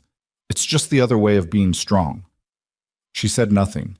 She was looking at him with an expression he couldn't catalog. Not because it was unreadable, but because it had too many things in it at once. He opened the door. Saturday, he said. He left. In the hallway outside her apartment, he stood for a moment with his hand on the wall and the sound of her building's HVAC system running somewhere above him, and he breathed in through his nose and out through his mouth, the way he'd learned to do in the worst months, when breathing was the only thing he could manage to do one step at a time. He told her the truth. All of it. What happened next was hers to decide. He walked to the elevator and pressed the button and waited. And the doors opened, and he got in, and the doors closed, and the elevator descended, and Logan Hayes rode it down to the lobby in the fluorescent-lit quiet and stepped out into the cold February night and walked to his truck and drove home. Sophie was still sleeping on the couch. That was the one thing he knew he could do something about. Saturday. He'd be there Saturday. He showed up Saturday at 9 a.m. with his truck bed loaded. Victoria heard him before she saw him. The particular sound of his truck engine cutting off in the parking structure below, then the elevator, then a knock that was 3 knocks exactly, the way he always knocked. Not too hard, not tentative, just a statement of presence. She'd been awake since 6. Sophie had been awake since 6:30, sitting at the kitchen island with her sketchbook open, drawing something she'd turned slightly away from Victoria when Victoria walked past, the private angle of someone working on something they weren't ready to share yet. Victoria opened the door. Logan was standing in the hallway with a measuring tape clipped to his belt and a notepad in his hand, and a look on his face that was exactly what it had always been. Present, practical, no performance attached to any of it. Morning, he said. Morning, she said. They looked at each other for a moment. 3 days had passed since Friday. Neither of them acknowledged those 3 days directly, which was, Victoria understood, a form of grace he was extending her, not pretending it hadn't happened, just not making it the first thing. I brought materials, he said. 2x4s, drywall, some insulation. It's all in the truck. I want to look at the space first before I bring anything up. Logan, we talked about this, he said. Not dismissively, just reminding her. Sophie needs a room. From behind Victoria, Sophie appeared in the doorway, still in her pajamas, pale yellow with small printed stars, holding her sketchbook against her chest. She looked at Logan, then at the notepad in his hand, then at Logan again. She signed, "Are you building something?" "I'm going to try," Logan said out loud, and signed it simultaneously, his hands moving with the careful deliberateness he'd maintained through 6 months of practice. Not fluid yet, but honest, each sign shaped like something he meant. Sophie looked at the notepad. She pointed at it, then raised her eyebrows. "The universal sign for 'Can I see?'" Logan handed it to her. She opened it. Inside were rough sketches, a floor plan, measurements, a materials list written in his warehouse manager's handwriting, small and precise, and covered in notes and crossouts. She studied it for a moment with the focused attention she brought to everything. Then she pointed to one of the sketches, the room layout, a simple rectangle with a window marked on one side. She signed, "Is this mine?" Logan looked at her. "Yeah," he said, and signed it. "That's yours."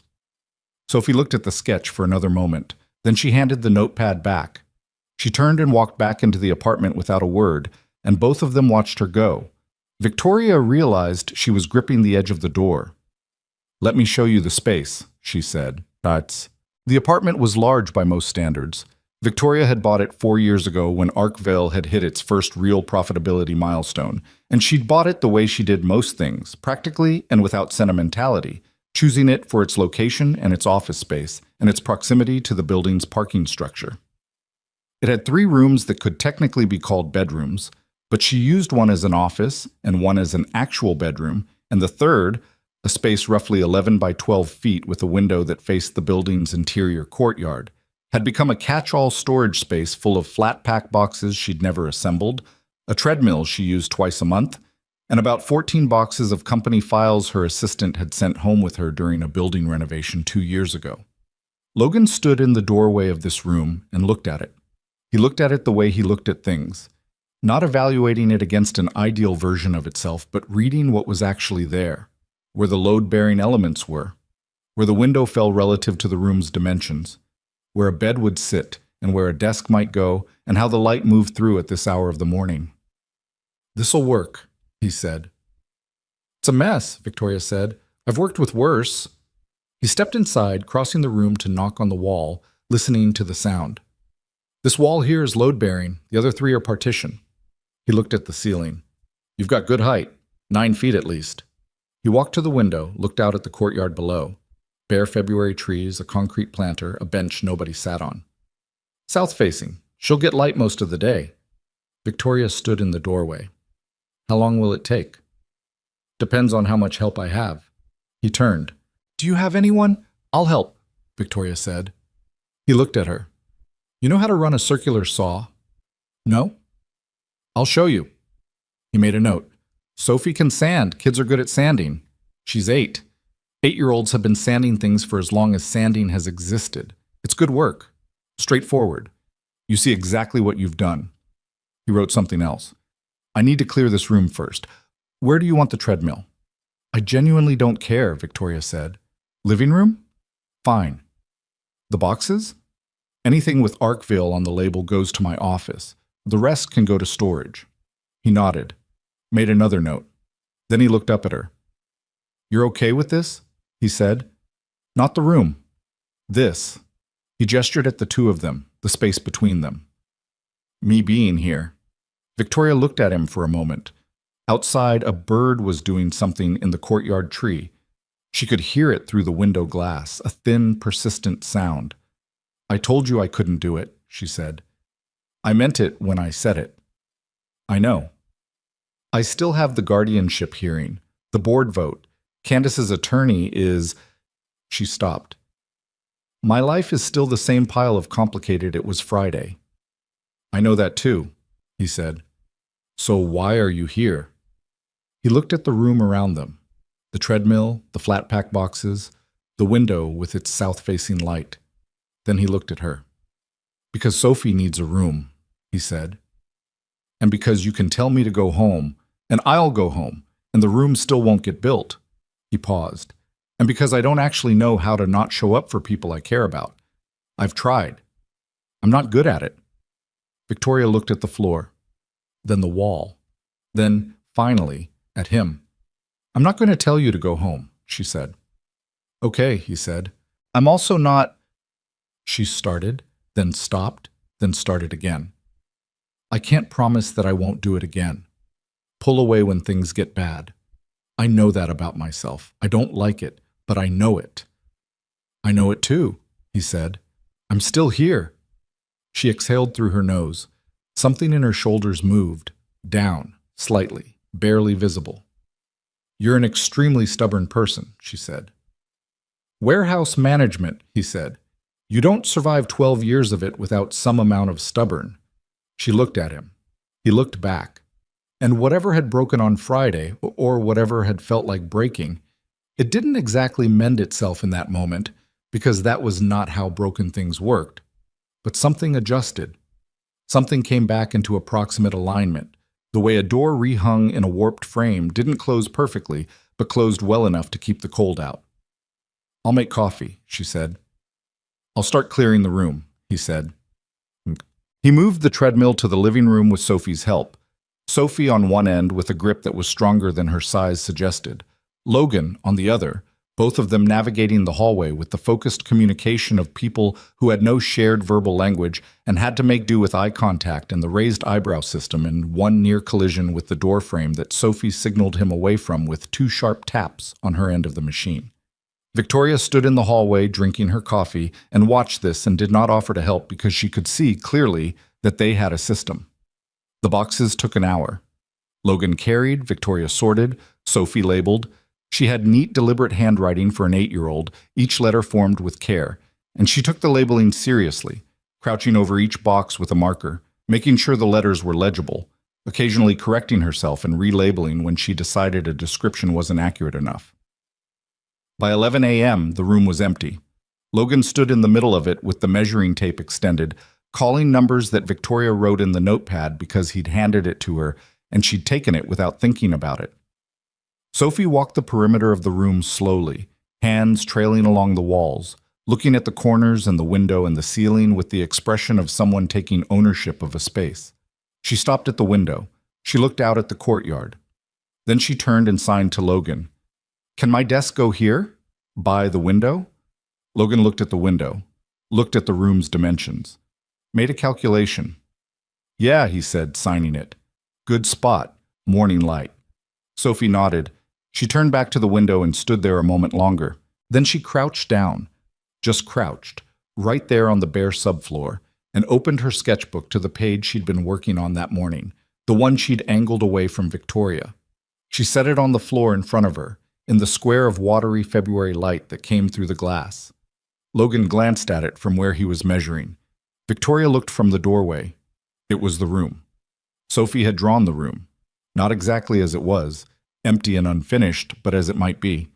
A bed against one wall, a desk by the window, shelves with books and small figures, a rug on the floor, curtains, a lamp, details, a pair of shoes near the door, a drawing pinned to the wall above the desk, a drawing of what looked like a horse with wings. Starbolt, Victoria realized. Lily's horse. Sophie had put Lily's horse in her room. Victoria looked at the drawing for a moment. She didn't trust herself to say anything, so she didn't say anything. She went back to the kitchen, refilled her coffee, stood at the kitchen counter, and pressed the back of her knuckles against her mouth for about 30 seconds until she had herself back. Then she went to the hardware store list Logan had given her and started checking what they had versus what they needed. Logan went down to the truck and started bringing things up. 2x4s, a sheet of drywall he'd had cut to size at the yard, insulation bats, his tool bag, which weighed about 40 pounds and clanked with the particular authority of serious tools rather than the weekend project variety, a gallon of primer, paint samples, 3 of them, all shades of a soft blue-green that he'd picked based on something Sophie had drawn once, a picture of a lake that she'd given to Lily, the particular color of calm water.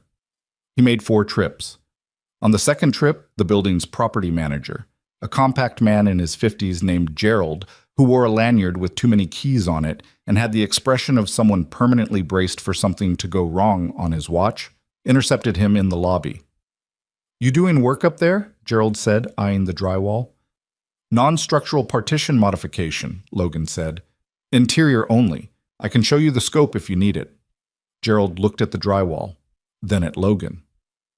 You a contractor? I have a general contractor's license, yeah. Which was true. Logan had kept it current even after leaving construction, the same way he kept the first aid certification current, the way he maintained things that might be needed, because letting useful things lapse was a kind of carelessness he didn't like in himself. Gerald seemed to weigh this against whatever liability calculation he was running. Mrs. Sinclair know about this? She's the one who asked me to do it. A pause. Don't damage the building, Gerald said, and went back to wherever Gerald went. Logan took the drywall up in the elevator. What? They worked through the afternoon. Logan had brought a Bluetooth speaker that he set in the corner of the room, and it played a rotating mix of whatever he had on his phone. Country that wasn't the sad kind, some older rock, a stretch of folk music that Victoria raised an eyebrow at, but didn't object to. Sophie couldn't hear the music, but she could feel the bass through the floor when she sat cross-legged near the speaker, sanding a piece of trim, and once Logan looked over and caught her pressing her palm flat against the hardwood, eyes closed, reading the vibration. He didn't say anything about it. He filed it away. Victoria was, as she'd said, not experienced with construction, but she was precise and she was patient, and she asked clear questions and did not pretend to understand something when she didn't. And she held things when she was asked to hold them and measured things when he asked her to measure them. And after the first hour, she'd stopped over-explaining herself when she made a small mistake and just fixed it and moved on, which Logan considered rapid adaptation. You're better at this than you said, he told her, around 2 in the afternoon, when she'd finished cutting a straight line on a piece of trim with the circular saw, and was looking at it with the expression of someone who'd expected worse from themselves. I'm following instructions, she said. That's most of it, he said. She looked at the cut. It's not perfectly straight. It doesn't have to be perfectly straight. It has to be straight enough. He took the piece and showed her. The baseboard covers the bottom edge. The paint covers the top. What's between those 2 points only has to be functional, not beautiful. She looked at the trim for a moment. That's very practical. Construction is very practical. She handed it back. Is that why you liked it? He thought about that for a second. I liked that you could see what you'd done, he said. At the end of the day, there was a thing that hadn't existed in the morning. That's straightforward in a way that not many things are.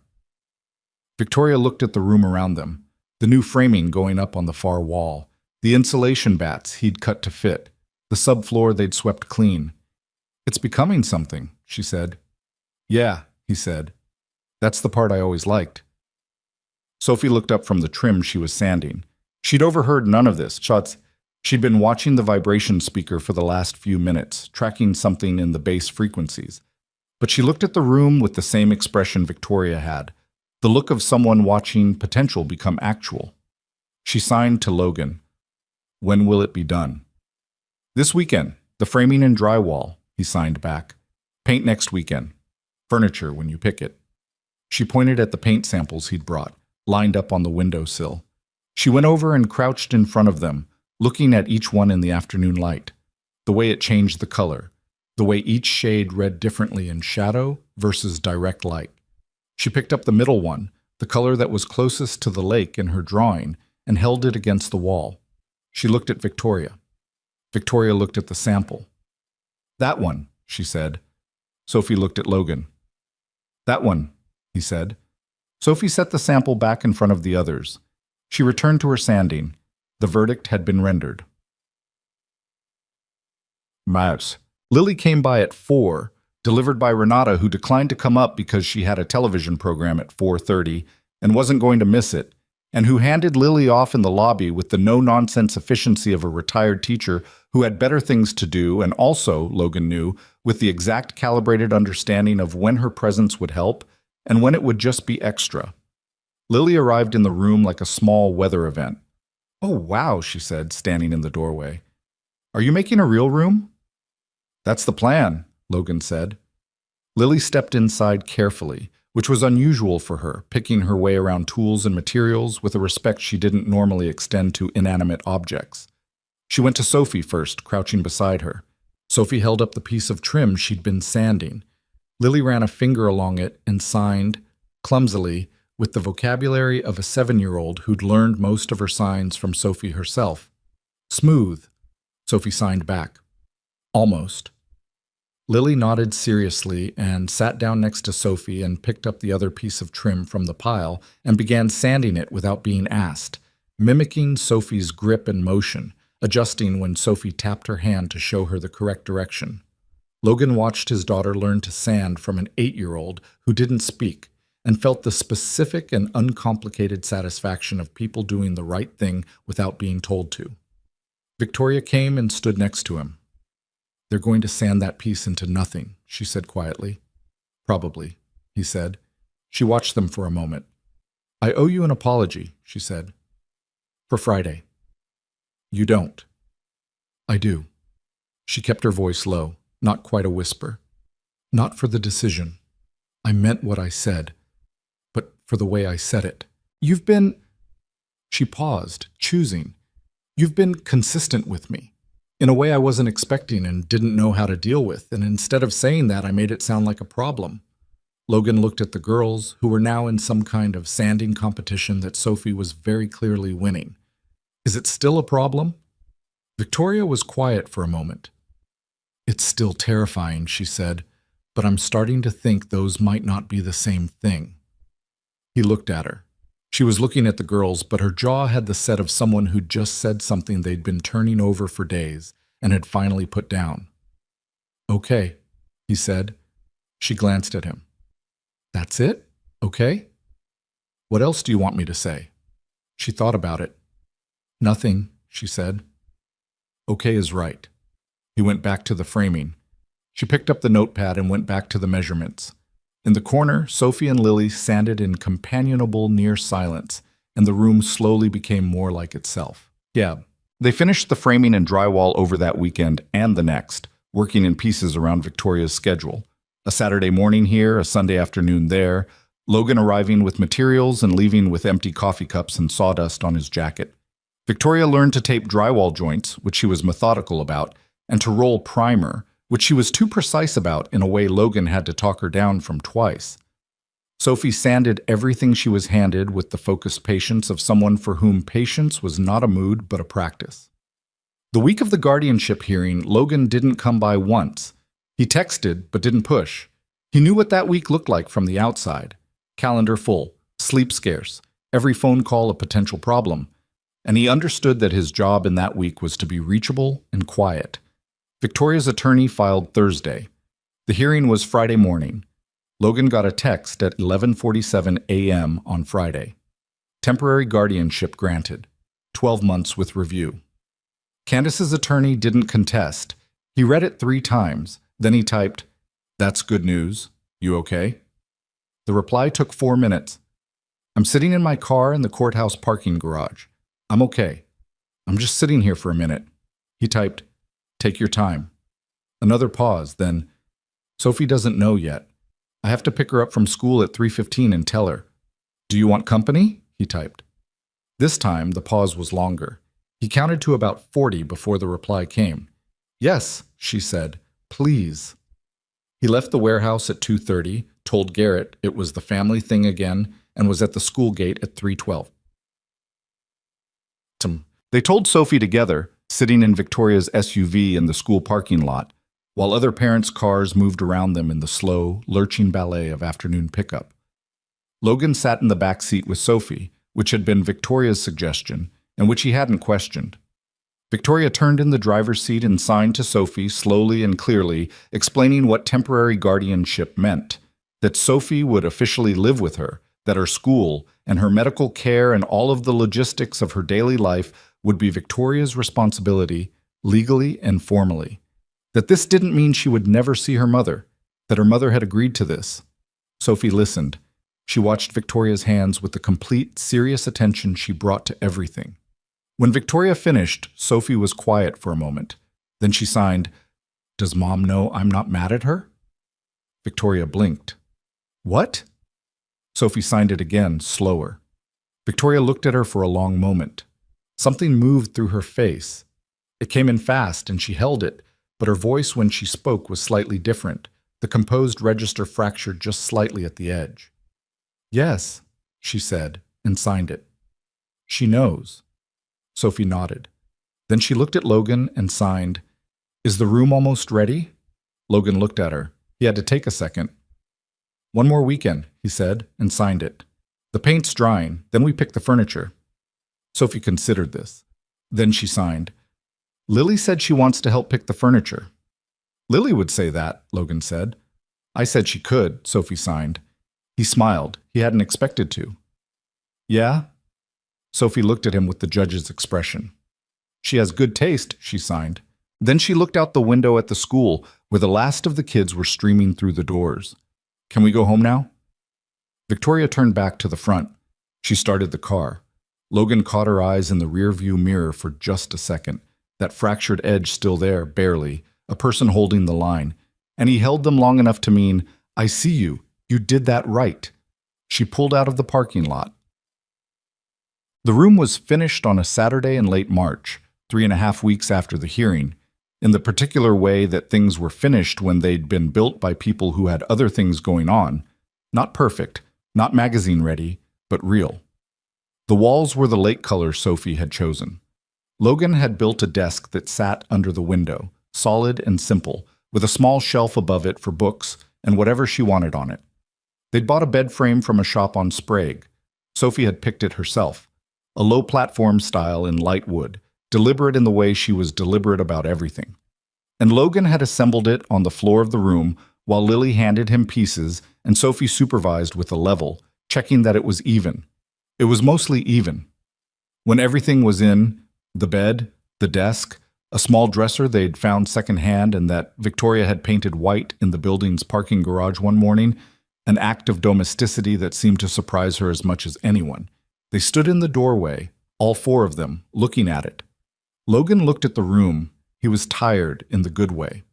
The way you were tired after making something, the specific muscle fatigue of sustained useful work. He had paint on his forearm from a spot near the baseboard he'd touched up that morning. The room smelled like new paint and the cedar of the bed frame, and faintly, the coffee Victoria had brought up in a thermos 2 hours ago. Sophie walked in alone. She walked slowly, the way she'd walked the perimeter of the empty room that first Saturday, hands not quite touching anything, eyes taking it all in. She went to the window.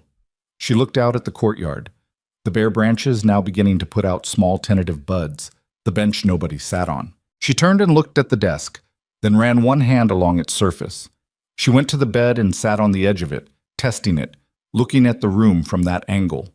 On the wall above the desk, in a plain frame that Logan had brought without being asked, was Sophie's drawing, the one she'd made of the room before it existed, the one with Starbolt on the wall and the shoes by the door and the small, ordered life she'd imagined for herself. Lily had asked if she could put it there. Sophie had looked at it for a moment and then nodded, the deciding nod. The drawing was slightly crooked. Neither of them had fixed it. Sophie sat on the bed for a long moment. Then she looked at Logan in the doorway.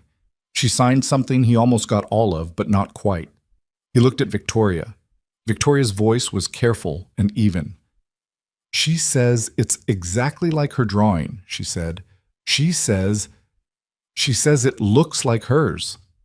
Logan looked at Sophie. He signed, "It is yours." Sophie held his eyes for a moment. Then she lay back on the bed, fully dressed, shoes still on, and looked at the ceiling the way kids looked at ceilings when something was too big to look at directly. Lily appeared under Logan's arm in the doorway. She looked at Sophie on the bed. Then she walked in and sat cross-legged on the floor next to it and pulled out her phone and started showing Sophie something on it. A video, from the way Sophie's expression shifted, from still to interested, and the two of them bent over the small screen together. Logan and Victoria stepped back from the doorway. They stood in the hallway, side by side, close enough that he could feel the warmth of her without either of them having moved toward the other intentionally. "You built her a room," Victoria said, quietly. "We built her a room," he said. She looked at her hands, then at the doorway, where Lily was now lying on the floor next to Sophie's bed, both of them looking up at something on the phone's screen, Sophie's shoulder almost touching Lily's shoulder. "I don't know how to—" Victoria started. You don't have to, he said. She turned and looked at him. I'm not good at this, she said. At letting people, at this. I'm telling you that clearly. I'm going to pull away again. I'm going to make it too complicated. Probably, he said. That's not encouraging. I'm not trying to encourage you, he said. I'm just being accurate. He looked at the doorway, at the room beyond it. You're also the person who painted a dresser in a parking garage at 7 a.m. on a Wednesday because Sophie needed it done and you didn't want to wait. So, he shrugged. Both things are true. Victoria looked at the doorway for a moment. In the room, Sophie laughed.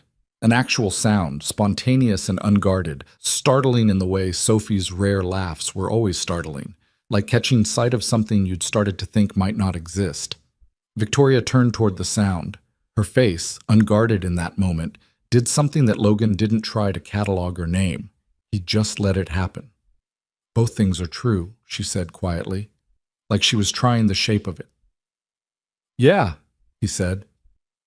They stood there in the hallway while the February turned March light came through the apartment windows, and the room that had been a storage space was now a room with a drawing on the wall and a girl in it who had somewhere to be, and the building hummed around them with the ordinary sounds of an ordinary Saturday. It wasn't fixed. Not Candace's situation, not Victoria's instinct to carry things alone, not the complicated legal architecture of a guardianship that would come up for review in 12 months. None of that was fixed. But Sophie had a room, and Logan was still there, and in the margin of a notepad on the hallway table, the same notepad he'd brought the first Saturday with the rough floor plan and the materials list, Victoria had written, at some point during the day, in her precise handwriting, a measurement that didn't correspond to any wall he'd built. He noticed it when he picked the notepad up on his way out. It just said, enough. He didn't ask her about it. He put the notepad in his jacket pocket and carried it home. The notepad stayed in Logan's jacket pocket for 11 days. He didn't take it out and look at it. He didn't need to. He knew what it said. One word, in Victoria's precise handwriting, written at some point during a Saturday when they were building a room and not talking about what they were actually doing. Enough.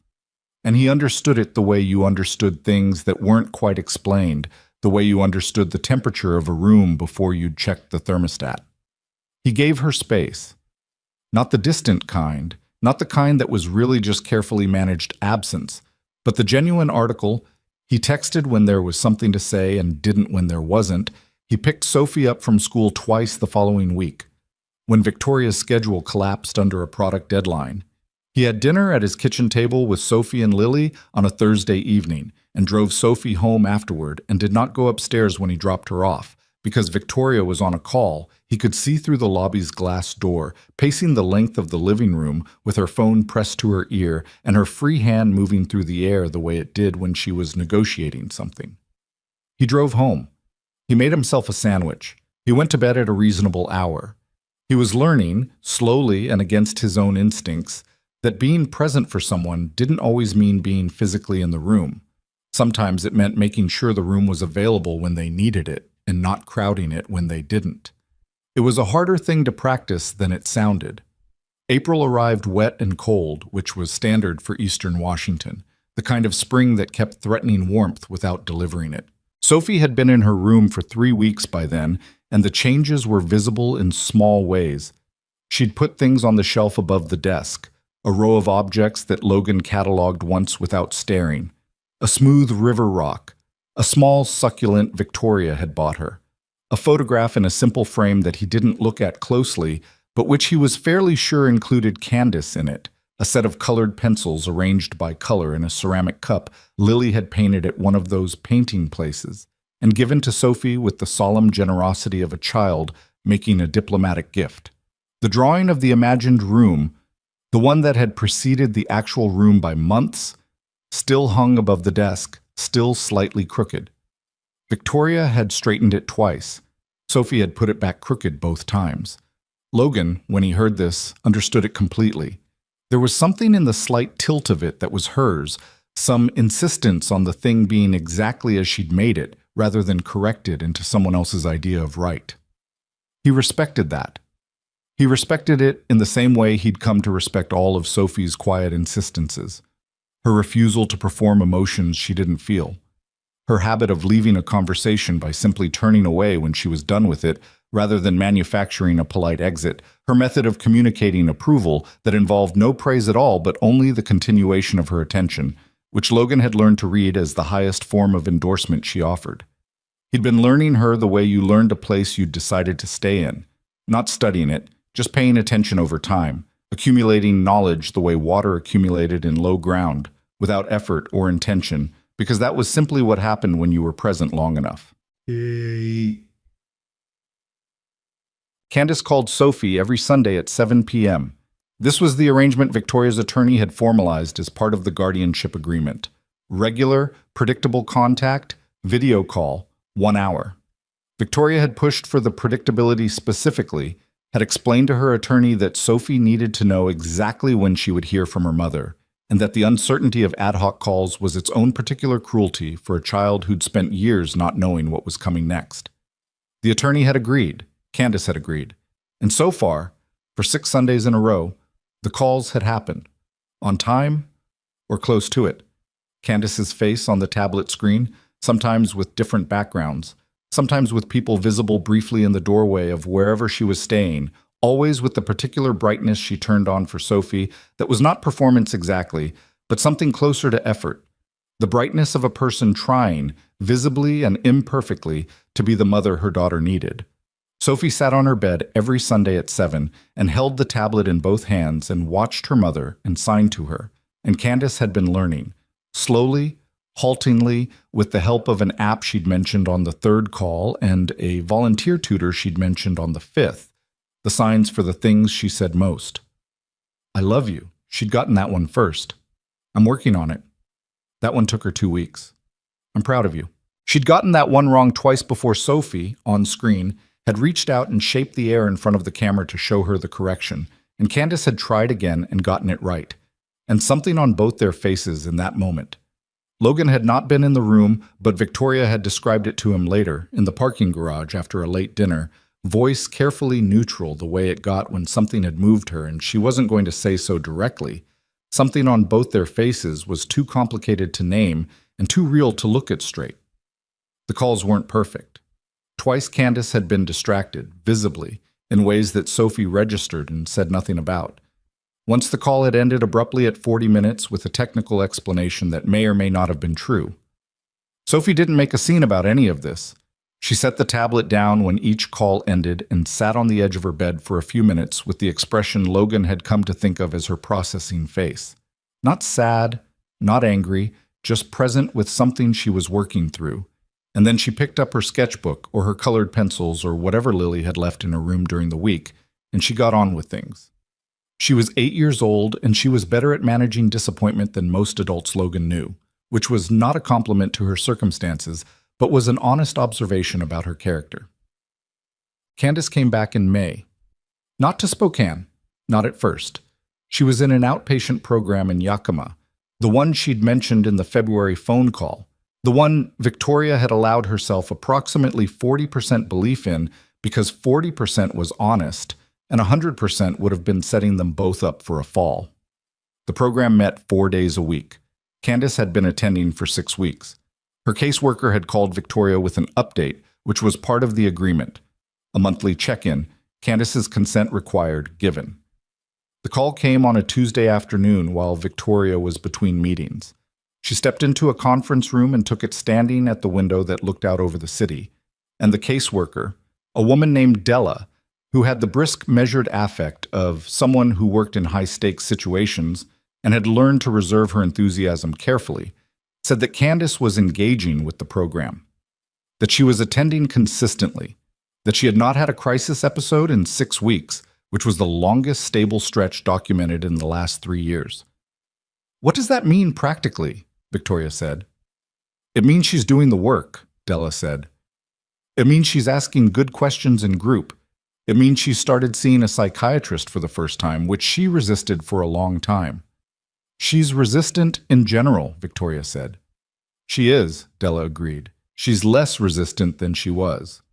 A pause. She asked me to tell you she wants to see Sophie, in person. She'd like to come to Spokane. Victoria looked at the city through the conference room glass. When? She suggested the third weekend in May. She'd come Saturday. She'd stay for the day. She's not asking for overnight. Victoria was quiet for a moment. Is that your recommendation? That she come? It's my professional observation that consistent, supervised contact is generally beneficial for Sophie's attachment health, Della said, and that Candace being present in a structured, time-limited way is lower risk now than it was 4 months ago. Victoria noted the precise boundaries of that statement. Generally, lower risk, time-limited. Not, this is safe. Not, it will go well. Just, it is worth attempting. I'll talk to Sophie, Victoria said. I think that's right, Della said. Bassa. She told Sophie that evening, sitting on the edge of Sophie's bed while Sophie was at her desk working on a drawing. The colored pencils spread across the desk's surface in a pattern that looked chaotic, and was, Logan had observed, perfectly organized according to a system only Sophie fully understood. Victoria signed. Your mom wants to come visit, here, in Spokane, for a day. Sophie's hand stilled on the pencil she was holding. She didn't turn around. Victoria waited. After a moment, Sophie set the pencil down. She swiveled in the desk chair to face Victoria. Her expression was the careful one, not the closed one, which was different, but the careful one. The one that meant she was thinking about something she had complex feelings about and was deciding how much of those feelings to put in the room. She signed, when? Third weekend in May, Victoria signed. A Saturday. She'd come in the morning and leave in the evening. Sophie looked at her hands in her lap. Then, here? In my room? Victoria thought about it. If you want. Or somewhere else. Wherever you're comfortable.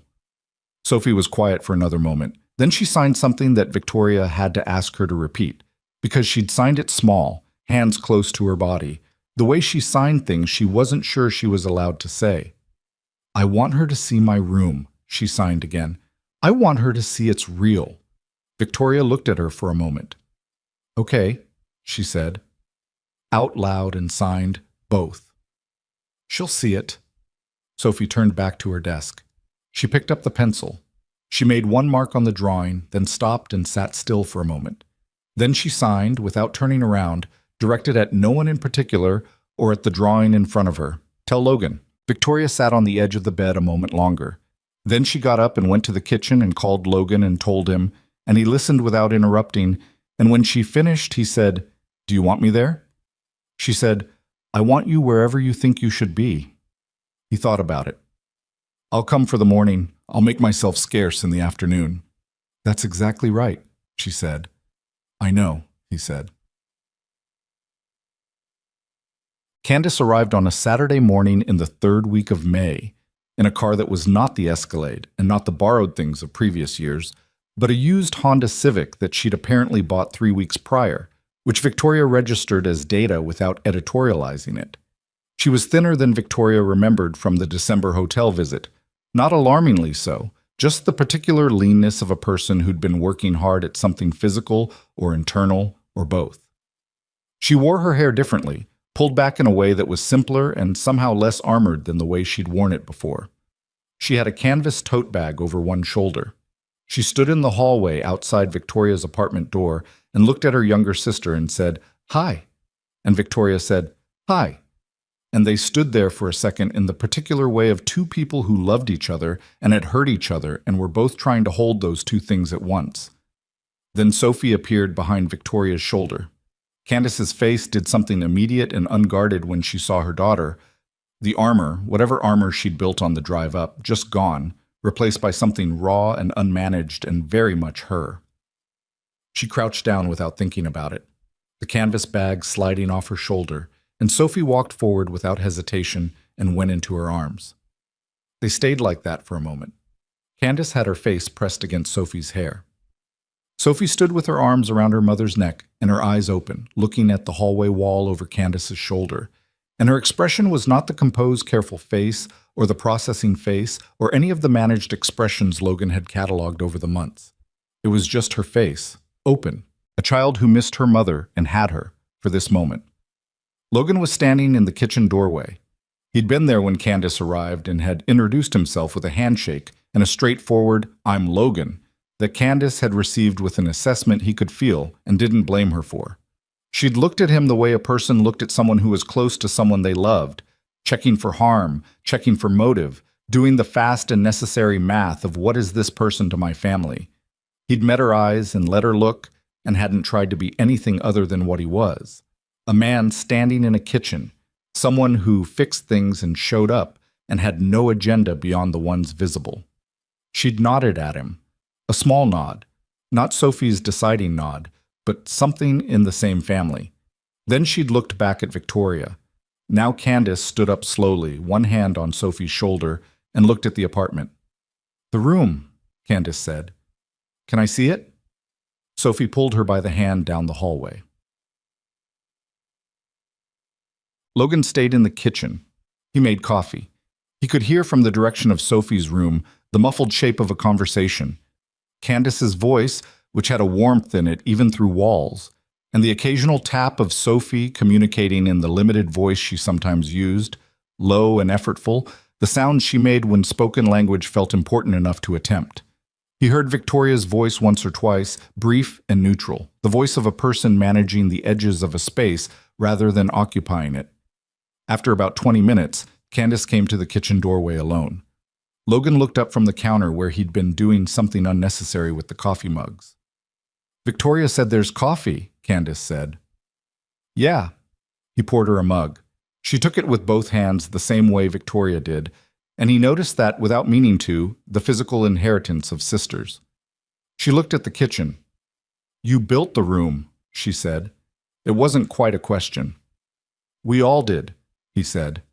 "Victoria, Sophie, Lily, my daughter. She sanded things and had opinions about the paint."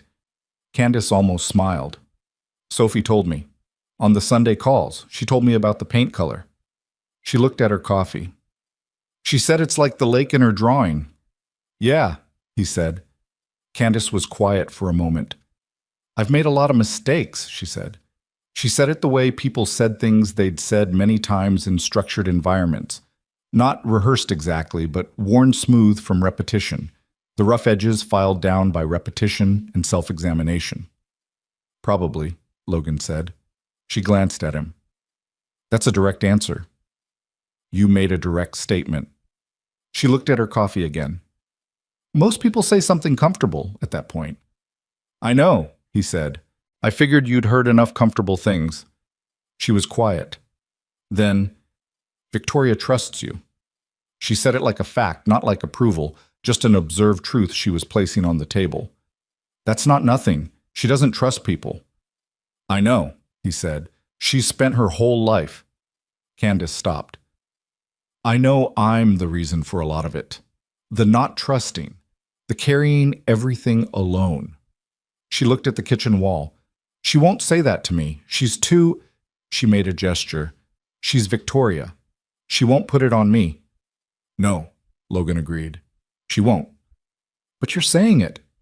"I'm not saying anything," he said. "I'm just not disagreeing with you." Candace looked at him. She had Victoria's directness, he noticed, and also the thing that was different from Victoria's. Where Victoria's directness was precise and contained, Candace's was open, more exposed, the look of someone who had not built the same walls and had gotten hurt in the gaps where the walls should have been. "Are you good to her?" Candace said. Logan looked back at her. "I try to be," he said. "Some days better than others." "That's all anyone—" She stopped. Then, "Sophie drew you. In one of her sketches. I saw it when she was showing me the sketchbook. You were at the stove." A pause. "She put you in the kitchen, like you belonged there." Logan didn't say anything for a moment. "She draws what's real to her," Candace said. "She always has. Even when she was small. She only draws what's actually there." He looked at the counter. He picked up his coffee mug. "She's a good kid," he said. "She's a great kid," Candace said. "She's the best thing I ever did, and I've spent 8 years not being able to hold that." He looked at her. She was not crying. Candace, he was learning, did not cry in front of people she'd just met, which was a different kind of composure from Victoria's, but composure nonetheless. But there was something in her face that was not composure, a rawness underneath the effort of the morning that was very human and very tired. "You're here," he said. "I'm here today," she said. "Yeah." He refilled his coffee. "Today is what you've got. Might as well use it." She looked at him for a long moment. Then she nodded. Not the deciding nod, not the Sophie nod, but something quieter. An acknowledgement, a person registering that they'd been seen without the usual softening and finding that they could stand it. "Thank you," she said, "for what you did. The room." "Thanks, Sophie," he said. "She drew it before it existed. We just caught up." The afternoon was imperfect in the ways that mattered, and perfect in none of the ways that didn't. Candace and Sophie spent 2 hours in Sophie's room with the door pulled most of the way closed, and Logan and Victoria sat on the couch in the living room and did not hover and did not perform casualness, just actually sat, Victoria with her laptop open to something she wasn't really reading, and Logan with his phone and the particular quality of attention that meant he was mostly listening to the sounds from down the hall rather than anything on his screen. At one point there was a laugh, Candace's laugh, full and warm, and then Sophie's rare laugh underneath it. And both of them in the living room looked at the hallway for a second and then looked at each other. Victoria closed her laptop. Logan put his phone down. "You're scared," he said. Not as an observation she hadn't made, just one that hadn't been said out loud. "I'm always scared when Candace is doing well," Victoria said, "because it means there's more to lose when it goes wrong." "It might not go wrong," he said. "It might," she said. "Yeah." She looked at the hallway. Della said the longest stable period on record was 3 years, a few years back before Sophie was school age. She picked at the hem of her shirt. 3 years, and then it unraveled. I was the one who... She stopped. I've been the one who held things together during the unraveling so many times that I've lost count, and I don't resent Candace for it. I genuinely don't. But I'm also not capable of pretending that this time is definitely different. "You don't have to pretend," he said. "You just have to be here today." She looked at him. "You said that to Candace." "It's a useful thought," he said. "It works for multiple people." She almost smiled. It was the real one, the caught-off-guard one, the one that came from somewhere she wasn't guarding. "Logan." "Yeah." "I need to tell you something," she said. He waited. She looked at the coffee table, at the laptop, at her own hands. She had the posture of someone organizing a difficult sentence, arranging it in the correct order before speaking it, the way she did when something mattered enough to say precisely. "I've been trying to figure out how to say this for about 2 months, she said. "Take your time," he said. "I fell in love with you," she said. "I don't know exactly when. I think it was probably before the room, maybe around the time you showed up to that building on the east side in January and sat in your truck for 2 hours. She looked up at him. "I didn't know what to do with it. I still don't, completely. I don't have a history of handling this well. You've seen that." "I've seen that," he agreed. "I'm telling you because I think you should know it." She held his gaze. "And because I've spent my entire adult life making decisions based on what I could manage and control, and at some point you have to decide if that's how you want to keep living." She paused. "I don't think it is." He looked at her. She was sitting with her back straight and her hands in her lap and her jaw set with the effort of having said it, the effort of someone who'd pushed something heavy to the edge and released it and was now waiting to see which way it fell. He reached over and put his hand over hers. Not dramatically, just put his hand there. She looked at it. "I know," he said. "You knew?" "I knew when you wrote enough in the notepad." He looked at her. "I've been carrying it in my jacket for 2 months. She stared at him. "You've been carrying the notepad?" "Yeah." "For 2 months." "I didn't know what to do with it either," he said. "I just knew I didn't want to leave it behind." She looked at his hand on hers, then at his face. Something in her expression that was not the professional composure or the managed competence or the careful neutrality she wore in difficult situations. Something underneath all of that, the actual Victoria, the one who'd been moving through 8 years of holding everything up and had found, in the last several months, one person who didn't need her to hold him up too. We're going to be bad at this, she said. Probably, he said. I'm going to pull away when things get hard. I know. You're going to fix things without asking. That's likely, he said. And Candace might... She stopped. Things might get complicated again. Things are always going to be complicated, he said. That's not a reason. She was quiet for a moment. From down the hall came the sound of Sophie and Candace talking. The low shapes of it, the warmth in Candace's register, the quieter responses that were Sophie.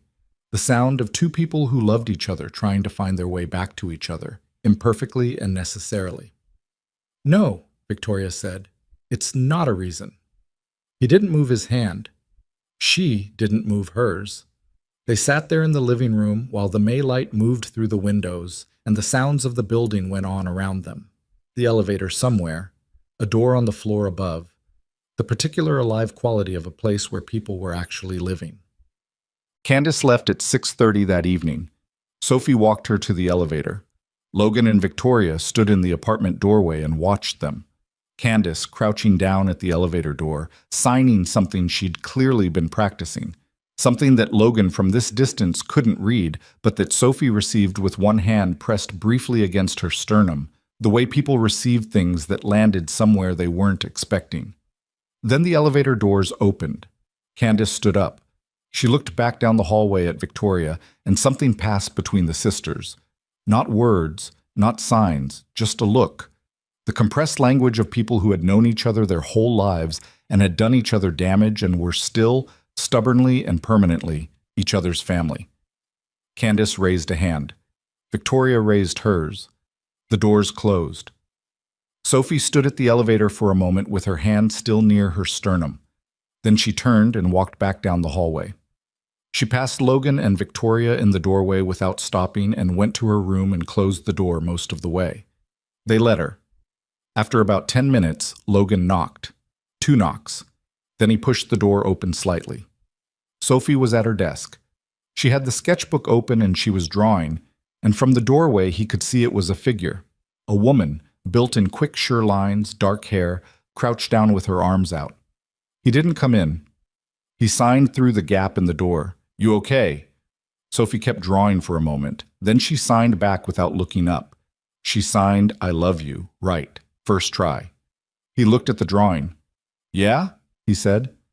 Sophie looked up at him then. Something in her face that was not the composed face or the processing face, but a third thing, something he hadn't cataloged before. The face of a child holding something that was partly good and partly painful and had not yet separated into one or the other. "She's trying," Sophie signed. "I know," he said. Sophie held his eyes for a moment. Then she went back to the drawing. He pulled the door back to its previous angle and went to the kitchen and put the kettle on because Victoria had come and leaned against the kitchen counter with her arms crossed, and the look of someone who needed a few minutes to just stand somewhere without anyone needing anything from her. He didn't ask how she was. He made tea. She'd told him once, in passing, that she preferred tea after difficult things. Coffee was for mornings and crises, but tea was for aftermath. And he put the mug on the counter next to her and let it sit there. She picked it up eventually. She drank it. She said nothing for a while, and he was comfortable with that. The comfortable silence of two people who had been through enough together to stop needing to fill the space. "She's actually trying," Victoria said finally. "Yeah," Logan said. "I think she might be." "I don't want to believe it yet." "You don't have to believe it yet. Just watch." She wrapped both hands around the mug. "That's what you do, isn't it?" she said. "You just watch. You just keep watching until the thing becomes clear." "It's one approach," he said. "What if it doesn't become clear?" "Then you know that too."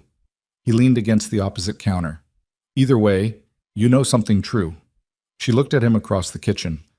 "I keep waiting for you to be more complicated than you are," she said. "I'm complicated," he said. "I'm just not complicated in interesting ways. I'm complicated in boring, repetitive ways that have to do with being afraid of losing people and working in a warehouse and not knowing how to talk about my feelings except by showing up places." She looked at him. "That's actually pretty honest." "I've had a lot of time to think about it," he said. She set the mug down. She crossed the kitchen, 4 steps. The kitchen was not large, and stopped in front of him and looked at him with the direct, unguarded look, the one from underneath the management and the composure, the actual Victoria look. "Thank you," she said, "not for the room, for all of it, for staying in the trajectory of our lives when everything gave you a reason to leave." He looked at her. "You didn't give me reasons to leave," he said. "You gave me reasons to stay. They just didn't look like the obvious kind." She pressed her lips together. Then she leaned forward and put her forehead against his shoulder, which was not dramatic and not a gesture toward anything cinematic, just a person putting something heavy down for a moment on the nearest available surface. And he put an arm around her, and they stood like that in the kitchen while the kettle finished, and the May evening light came sideways through the window, and down the hall Sophie drew her mother from memory in a sketchbook full of things that were real to her. 6 months later, the world looked different in the specific and unglamorous way that real change looked different. Not transformed, not resolved into clean lines, but shifted, rearranged. The same elements in a different configuration that worked better than the previous one. Sophie was in 4th grade. She had 2 close friends at school, a girl named Priya who was relentlessly energetic and had learned 20 signs within the first month of knowing Sophie, and a boy named Marcus who communicated with Sophie primarily through drawings they exchanged in class, elaborate illustrated stories that had been going on since October and showed no sign of concluding. Her artwork had evolved. The sketchbooks filled faster now, and a teacher had approached Victoria in September about a district arts program for students showing particular aptitude. Sophie had considered this information for 3 days and then said she wanted to try it. She still drew the room sometimes. Differently each time. Sometimes with more furniture, sometimes with the window open and something outside it, once with both Lily and Priya sitting on the floor, and a dog that Sophie did not have but that Logan suspected was in the medium-term planning. She spoke to Candace every Sunday. The calls had lengthened to sometimes 90 minutes, and Candace's signing had improved steadily. Not perfectly, she still made errors that Sophie corrected with the same patient precision she'd always used. But the effort was consistent, and the consistency was the thing that mattered. Candace had been stable for 8 months. She was still in the outpatient program, still seeing the psychiatrist, still in the apartment in Yakima that was, by all accounts, still hers. She'd gotten a job at a landscaping company that she described, on the Sunday calls, with a warmth that sounded like someone who'd found something that was the right size for them. Not too much, not too little, just manageable and good. Victoria did not let herself believe in it completely. She'd told Logan this once, in the car, after a particularly good Sunday call when Candace had stayed on for the full hour and taught Sophie a joke in sign language, and both of them had laughed until Sophie had dropped the tablet. She'd told him, "I'm not there yet. I might not ever be completely there." He'd said, "You don't have to be. You just have to keep showing up for what's in front of you." She'd said, "You say that a lot." He'd said, "It keeps being true." She'd looked at him with the look she'd been giving him for months now, the one that had no name for it, the one that existed somewhere between exasperation and something much warmer, the look of a person who had not expected this specific human in their life and had long since stopped wishing for the situation to have been otherwise. Lily was 8 now, going on 40, still of the opinion that she knew things and still, with some regularity, correct. She and Sophie moved through the world as the kind of friends who had developed a private language out of necessity and had ended up with something richer than either of them had started with. Lily's sign vocabulary had grown large enough that Sophie corrected her less frequently, and Sophie had taken to writing things down for Lily sometimes, notes passed back and forth on paper, which Lily treated with a reverence she did not extend to most physical objects. Renata, 3 floors up, had stopped asking Logan probing questions about Victoria, which he took as a sign that she'd reached her own conclusions and was satisfied with them. Logan's parents had met Victoria in August, at a dinner that Logan had not particularly built up beforehand, and which had been awkward for about 30 minutes, and then fine. His mother asking Victoria direct questions that Victoria answered with equal directness. His father eventually talking to her about technology for 45 minutes, in a way that suggested he'd done some reading and was testing her expertise, which she'd passed without trying to pass it. On the drive home, his mother had said, "She doesn't talk just to fill space." Logan had said, no. His mother had said, that's good. Some people exhaust you. Logan had said, she doesn't exhaust me. His mother had looked at him for a moment, then she'd looked out the window. Good, she'd said. That's the whole thing, really. Down. The evening Logan thought about afterward, the one he came back to when he tried to locate the moment things had settled into their true shape, was an ordinary Tuesday in November. Sophie was at her desk doing homework. Lily was on Sophie's bed, also allegedly doing homework, though the ratio of actual homework to other activities was unclear. Logan was in the kitchen making dinner. Something simple. Pasta again. The same marinara from a jar that had become a recurring feature of his time in this apartment, and which he'd long since stopped apologizing for. Victoria was at the kitchen table with her laptop, actually working this time, in the focused, efficient way she worked when she wasn't performing productivity. The apartment smelled like garlic, and the particular warmth of a space that was being used by people who were comfortable in it. Outside, November had arrived with its gray and its stripped trees and its early dark, and the apartment lights were on against the window. And from Sophie's room came the occasional sound of Lily saying something, and the silence that meant Sophie was communicating back. Logan stirred the pot. He watched Victoria at the table sit, the way she moved through her work, quick and precise, occasionally making a note in the margin of whatever she was reading with the mechanical pencil she kept behind her ear. She'd been on a call at 4 that had ended well, he could tell, because she'd come home with a specific quality of tiredness that was satisfied rather than depleted. Home. He'd started thinking of it that way without noticing when he'd started. She looked up at some point and caught him looking. What? She said. Nothing, he said. You have a look. I'm just stirring pasta, he said. You have a look while you stir the pasta, she said. What is it? He turned the heat down. He turned around and leaned against the counter and looked at her across the kitchen. I keep thinking about what my mother said, he said. In August, after dinner. Victoria raised an eyebrow. Your mother said a lot of things in August. She said, he thought about how to put it.